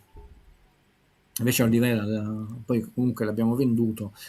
Per dire, non penso che Conte gli sia diventato di colpo antipatico, cioè la stima professionale ci deve essere. O dopo l'infortunio non l'ha visto brillante, d'altronde quando è entrato ci è sembrato più opaco rispetto, noi conosciamo i suoi pregi, i suoi difetti, non abbiamo visto in queste ultime partite i suoi pregi. Certo, no, ma è chiaro, sì, ha giocato col Parma, ce lo ricordiamo, proprio perché non è stato brillante. La mia risposta così a caldo era: se non ci fosse stato l'infortunio di Rachmani ti avrei detto di sì. Voglio spiegarmi, non è paragonabile a Lucca e Lang, perché ha uno storico con Conti di un anno in più, di una stagione in più. Certo, e poi anche la duttilità, perché te lo puoi giocare a braccetto, te lo puoi addirittura ce lo siamo giocati centrale in una difesa a 4, a braccetto ancora meglio, perché non deve farsi tutta la fascia e può anche impostare, che a volte centrale potrebbe anche non essere proprio l'ideale, lo abbiamo detto anche l'anno scorso. Però non lo so, sinceramente non lo so. Mi devi dire anche con quei 20 milioni cosa ci fai. Se mi dici con quei 20 milioni cosa ci fai, io ci ragiono, anche se ad oggi svuotare ancora di più la difesa, che Stellini ha detto è l'unica insomma reparto dove abbiamo il numero a centrocampo e in attacco non credo che sia fattibile. Li mandiamo all'esaurimento nervoso se lo vendiamo. Si sta tirando un po' troppo, io perciò ci tengo a far vedere ogni volta che tra l'altro aumentano le percentuali, non è che sono tornati, e non è perché io sono un sadico, ma per riconoscere il lavoro di tutti i ragazzi. Oggi io quel momento finale ti fa capire che loro veramente non volevano fare l'ennesimo pareggio e la volevano fortemente per questa vittoria. Ci sarebbe stata una mazzata psicologica, e ti posso dire, da sportivo credo che questa è l'educazione che ho avuto dal mio papà, che continua a essere un grande sportivo. Infatti lui l'ha detto dal primo e secondo tempo, meritava ampiamente molto di più il pareggio oggi il Sassuolo di come hanno pareggiato Verona e Parma. Sassuolo non è venuto a fare barricate, per tratti di partite ha fatto anche un onorevole calcio propositivo, cioè si è difeso, ma perché una squadra non è che si deve difendere, ma non con quella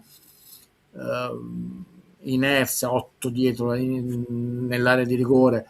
Dobbiamo dire che abbiamo visto un numero di sceneggiate molto molto molto basso, molto più basso rispetto alla media della Serie A, no? Sì, no, volevano giocare a calcio, hanno giocato a calcio. È stato insopportabile, a volte il calcio è strano, non ti premia, meritavano molto di più loro il pareggio, ma nettamente da sportivi che Verona non meritava.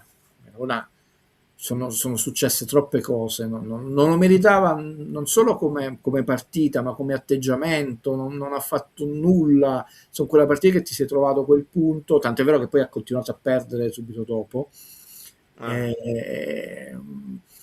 Però il calcio non sempre è giusto. Io da sportivo dico che lo meritavano oggi loro. È corretto, dice Olivera, 20 milioni, se Dumfries 20 milioni non l'ha preso nessuno, Olivera 20 milioni possa anche andare. Sì, però voglio sempre sostituirlo, perché poi 20 milioni in cassa e non hai più un difensore. E visto che in questo momento ci mancano i giocatori, non ci mancano i soldi. Questo è bene pure ripeterlo. Quindi non hai il sostituto di Spinazzola. Che i soldi ci sta. No, è perché c'hai Gutierrez e ti devi rifidare di Gutierrez. Però ripetiamolo, i soldi ci sono. Bellinazzi ha detto, il Napoli ce l'ha le riserve per eventuali operazioni di mercato. Non ha il rapporto tra fatturato e quello che spendi. È quello che ci sta mancando in questo momento. Quindi va bene così. La regola, così l'hanno fatta. Poi, come posso dire, discutere sulla opportunità, utilità della regola, ma non sulla regola. Non so se sono stato chiaro.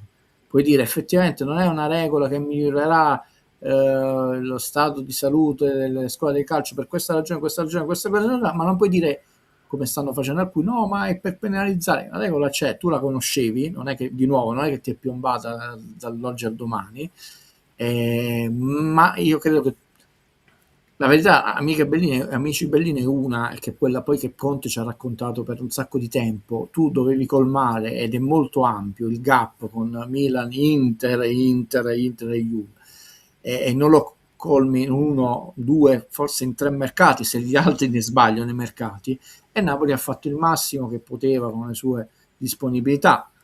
Una cosa è il bilancio sano, un'altra cosa è la disponibilità, questa è la confusione che si è fatta. Però la composizione della rosa per qualità era molto diversa. L'altro anno hanno fatto 2 finali in 3 anni di Champions, noi non l'abbiamo fatta la Champions, ci sarà una diversa qualità, no? E questo era il punto di partenza. Certo. Non lo fanno la sessione di mercato. Non me l'hanno chiesto e non ho risposto.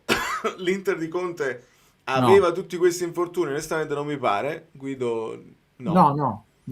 E poi c'è anche da dire che era più giovane e il Napoli ogni anno, perché poi vabbè che si stanno facendo male un po' tutti, quindi non è, certo. Però è la seconda squadra più vecchia del campionato. E questa cosa sì, anche questo non è una condizione, perché sì. la stessa età ovviamente ce l'ha l'Inter, quindi non sono equiparati. Però diciamo quest'anno non è quella la discriminante, perché Lukaku si è fatto male in estate, quindi puoi dire il campionato del mondo durante la prima serie, anche McTominay. Vabbè, gli infortuni traumatici di Meret e Contini non c'entrano, perché comunque lo sport di contatto, sono fratture alla spalla. Quelli delle nazionali sono i nazionali, quindi io vedo, ripetiamo poi sempre le stesse cose. Secondo me una delle variabili da mettere nell'equazione, parere non vate, è che c'è stato questo momento sfortunato tutti insieme che poi ha causato un rincorrere continuamente le formazioni in un periodo molto ristretto, con partite tutte importanti, perché erano tutte importanti, e sovraccaricato. Poi ci può essere i giocatori che avevo, poi ci può essere una componente di veramente a volte di sfortuna. Io sono per esempio convinto, a parte che per esempio De Bruyne ha quella predisposizione, lui si era già fatto male più volte quel tipo di infortunio, quindi allora lì non era Conte il suo allenatore, la sua preparazione, e passarono troppi minuti prima di battere il rigore, quasi 5 minuti, e questa cosa per esempio l'ha detto anche Politano adesso, ha detto noi ci raffreddiamo, anche perché tu non puoi giocare col pallone, quindi stai fermo lì. Però è una mia sensazione, non vale niente, probabilmente non è così, però ho detto stiamo in perenne emergenza e questa emergenza sicuramente non fa bene a quelli che giocano, questo possiamo dirlo per buon senso. Visto da dove partivamo e con i soldi che avevamo, si può dire che abbiamo fatto un mercato disastroso? No, un mercato che per ora non ha portato quella qualità che vi hanno raccontato, che ci si aspettava e che casomai uno, diciamo, era doveroso aspettarsi per i soldi spesi. Disastroso, io dico sempre, vedili dopo una stagione e mezza i giocatori. È evidente che a questo punto della stagione, alla 21esima del girone di ritorno, più di un giocatore, soprattutto i nuovi acquisti, non hanno portato un contributo qualitativo buono. Questo non è bocciarlo, perché detto Lang va troppo a sprazzi, ha fatto quella bella giocata eccetera, cioè non facciamo tutto l'elenco, diciamo i due giocatori che uno lo conosciamo già e sono molto contento, non dal punto di vista umano, ma dal punto di vista insomma mio di capire un po' il calcio, ed Elmas, perché mi aspettavo che lui migliorasse tatticamente, un po' per necessità, è stato costretto a farlo, e quindi non puoi dire che è stato un ritorno deludente. Paradossalmente non è stato acquistato, il riscatto non è obbligatorio, non è vincolato, ed è un prestito oneroso basso, e quindi tra l'altro diciamo è quello che ti è costato di meno, perché Lucca tra 9 milioni, 26 di riscatto al primo punto dopo il 3 febbraio, 5 milioni di bonus che, come ci insegnano, sono sempre facilmente raggiungibili, è una bella. E l'altro è Milinkovic-Savic, che a parte chi lo critica non puoi dire che è stato deludente. Guterres fa il compitino ma non è deludente. Le grandi delusioni sono tra l'altro quelli più costosi, Lang, Bekema e chiaramente Lucca. Ad oggi questa è la cosa che mi sentirei dire: non hanno portato quella qualità che casomai ci si aspettava, che era doveroso aspettarsi, che ci si sperava visto l'investimento. Per bocciarli aspettiamo un altro po' di tempo, però è oggettivo che non hanno portato gol, assist, qualità, entusiasmo. Io Francesco, ovviamente ridiamo. Riscattereste Elmas. Il riscatto di Elmas Guido mi pare che a 16 milioni e mezzo, una cosa ma meno male che l'abbiamo preso. Tu pensa senza di lui come stanno messi male quest'anno proprio. Cosa ti compri? Ora non lo dico a te, Francesco, perché figurati se non lo sai, ma lo dico a tutto il resto della chat. Cosa ti compri con 2 16 milioni?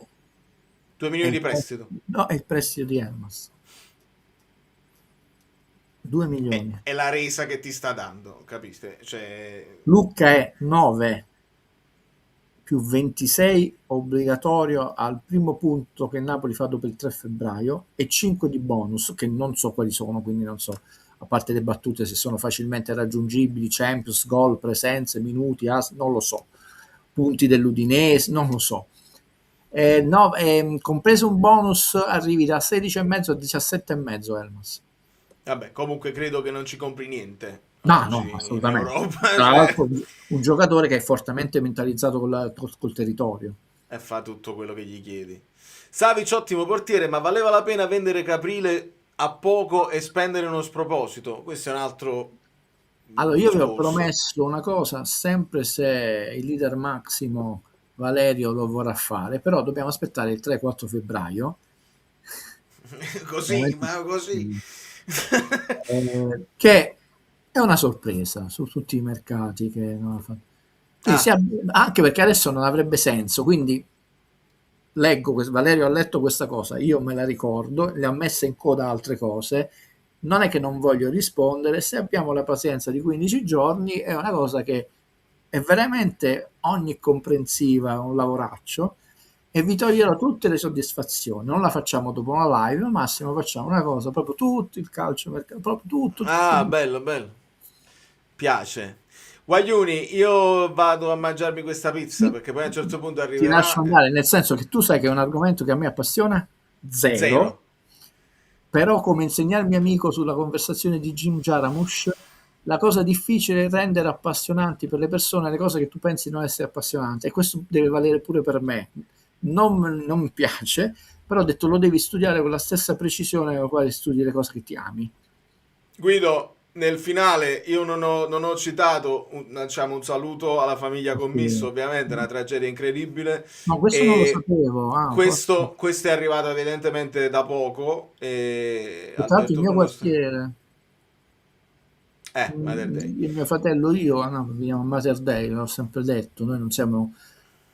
Ripeto, quando io faccio il riferimento del Vomano è un riferimento culturale agli amici del Vomano ed è una citazione del mio maestro di vita Luciano De Crescenzo, per chi si è perso le puntate, ma pensa che è una frecciatina a qualche collega, no, è una cosa mia con Luciano De Crescenzo. Vabbè. No, non lo sapevo, e insomma è chiaro, pure io doppie condoglianze, perché si spiegano tante cose adesso della Fiorentina, quando una società poi sta distante, ma lì per motivi veramente gravi. Tra l'altro questi sono ragazzi, hanno bisogno di sentire vicino, mannaggia. Visto che Francesco ti chiede spesso delle domande e io non le prendo mai perché ci facciamo prendere dagli altri discorsi calcistici, oggi non me ne fotte proprio. Se vuoi aprire una parentesi da una ventina di minuti, vai. No, breve. Non me ne frega niente. Più breve possibile, se si arrabbia. Allora, i film ognuno li valuta, perché in Italia non c'è un'università del cinema innanzitutto per farlo, no? Rispetto agli Stati Uniti d'America, e qua dovremmo aprire e neanche della critica cinematografica, quindi vale tutto il contrario di tutto, prima cosa.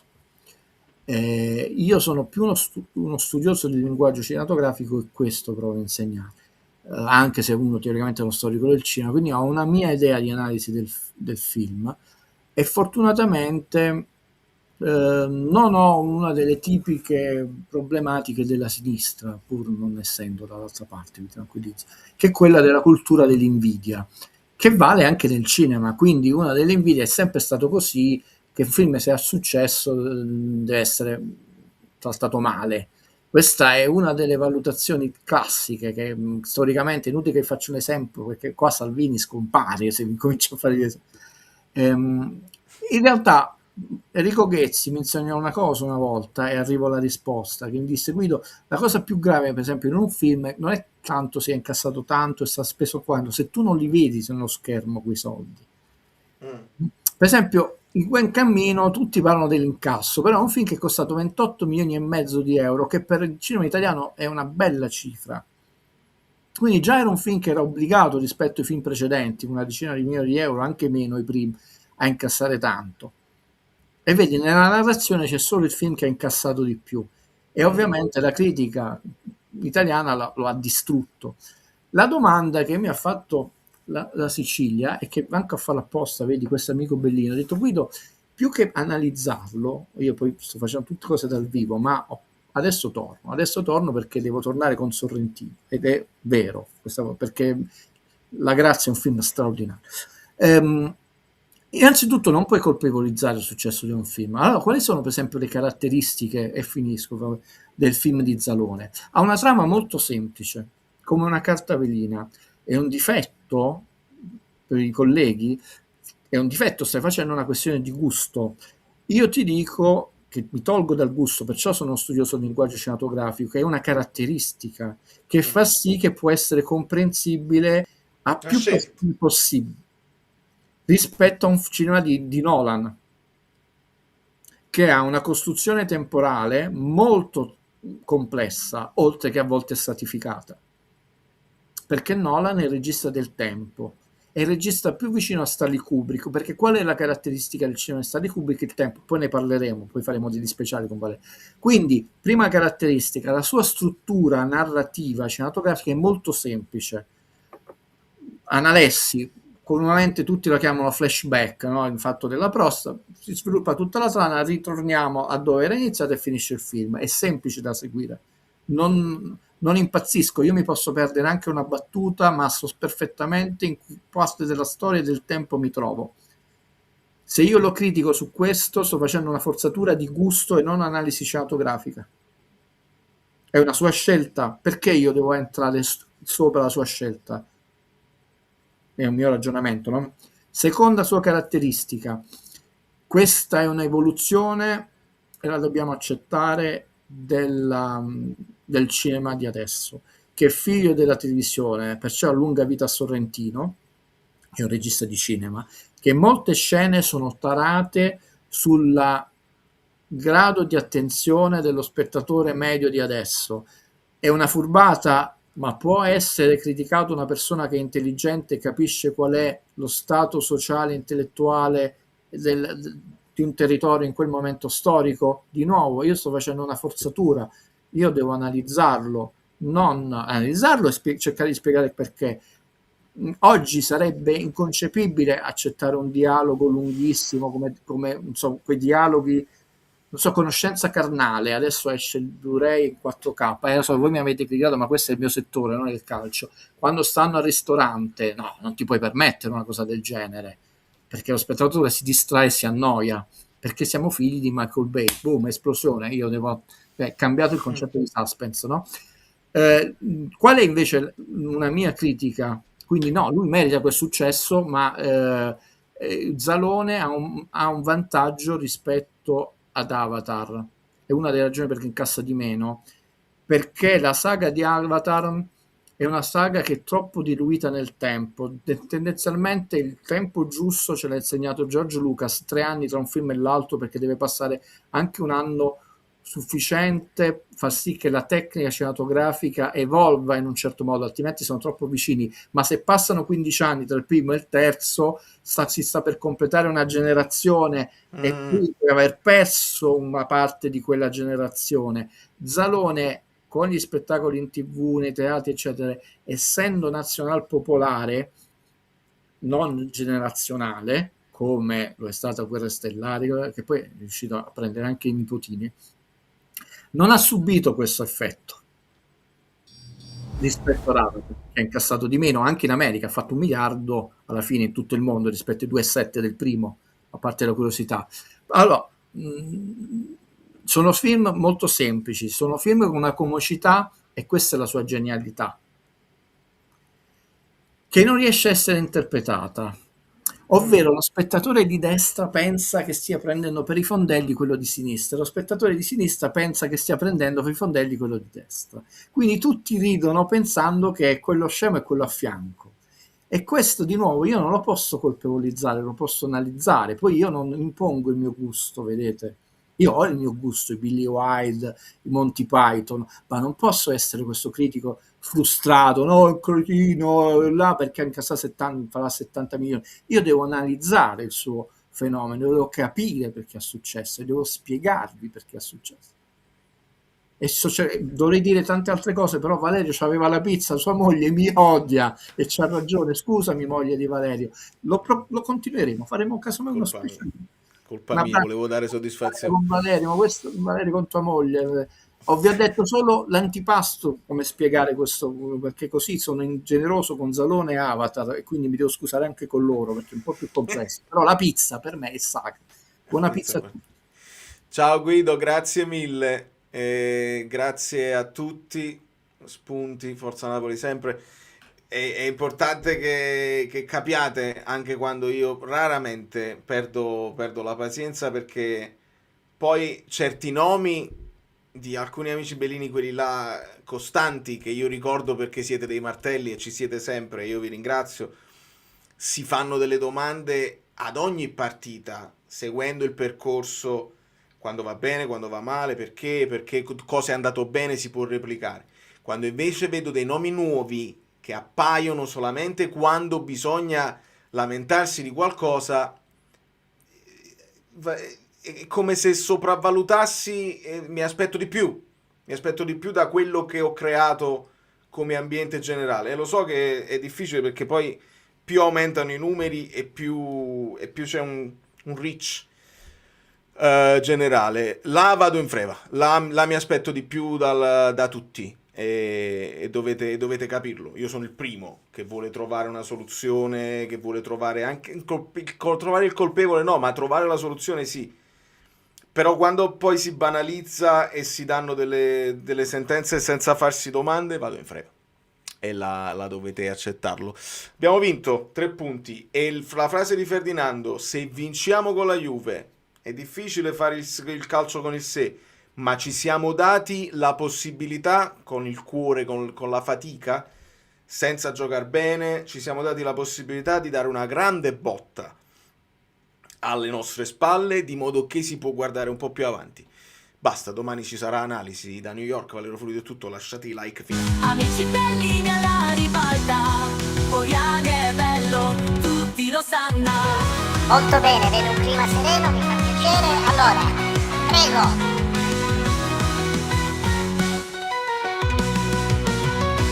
Allora, abbiamo finito, grazie e buona serata a tutti. Andiamo. No, vogliamo restare ancora un pochino. No, sto scherzando. Sembra quasi che sai, poco. Allora.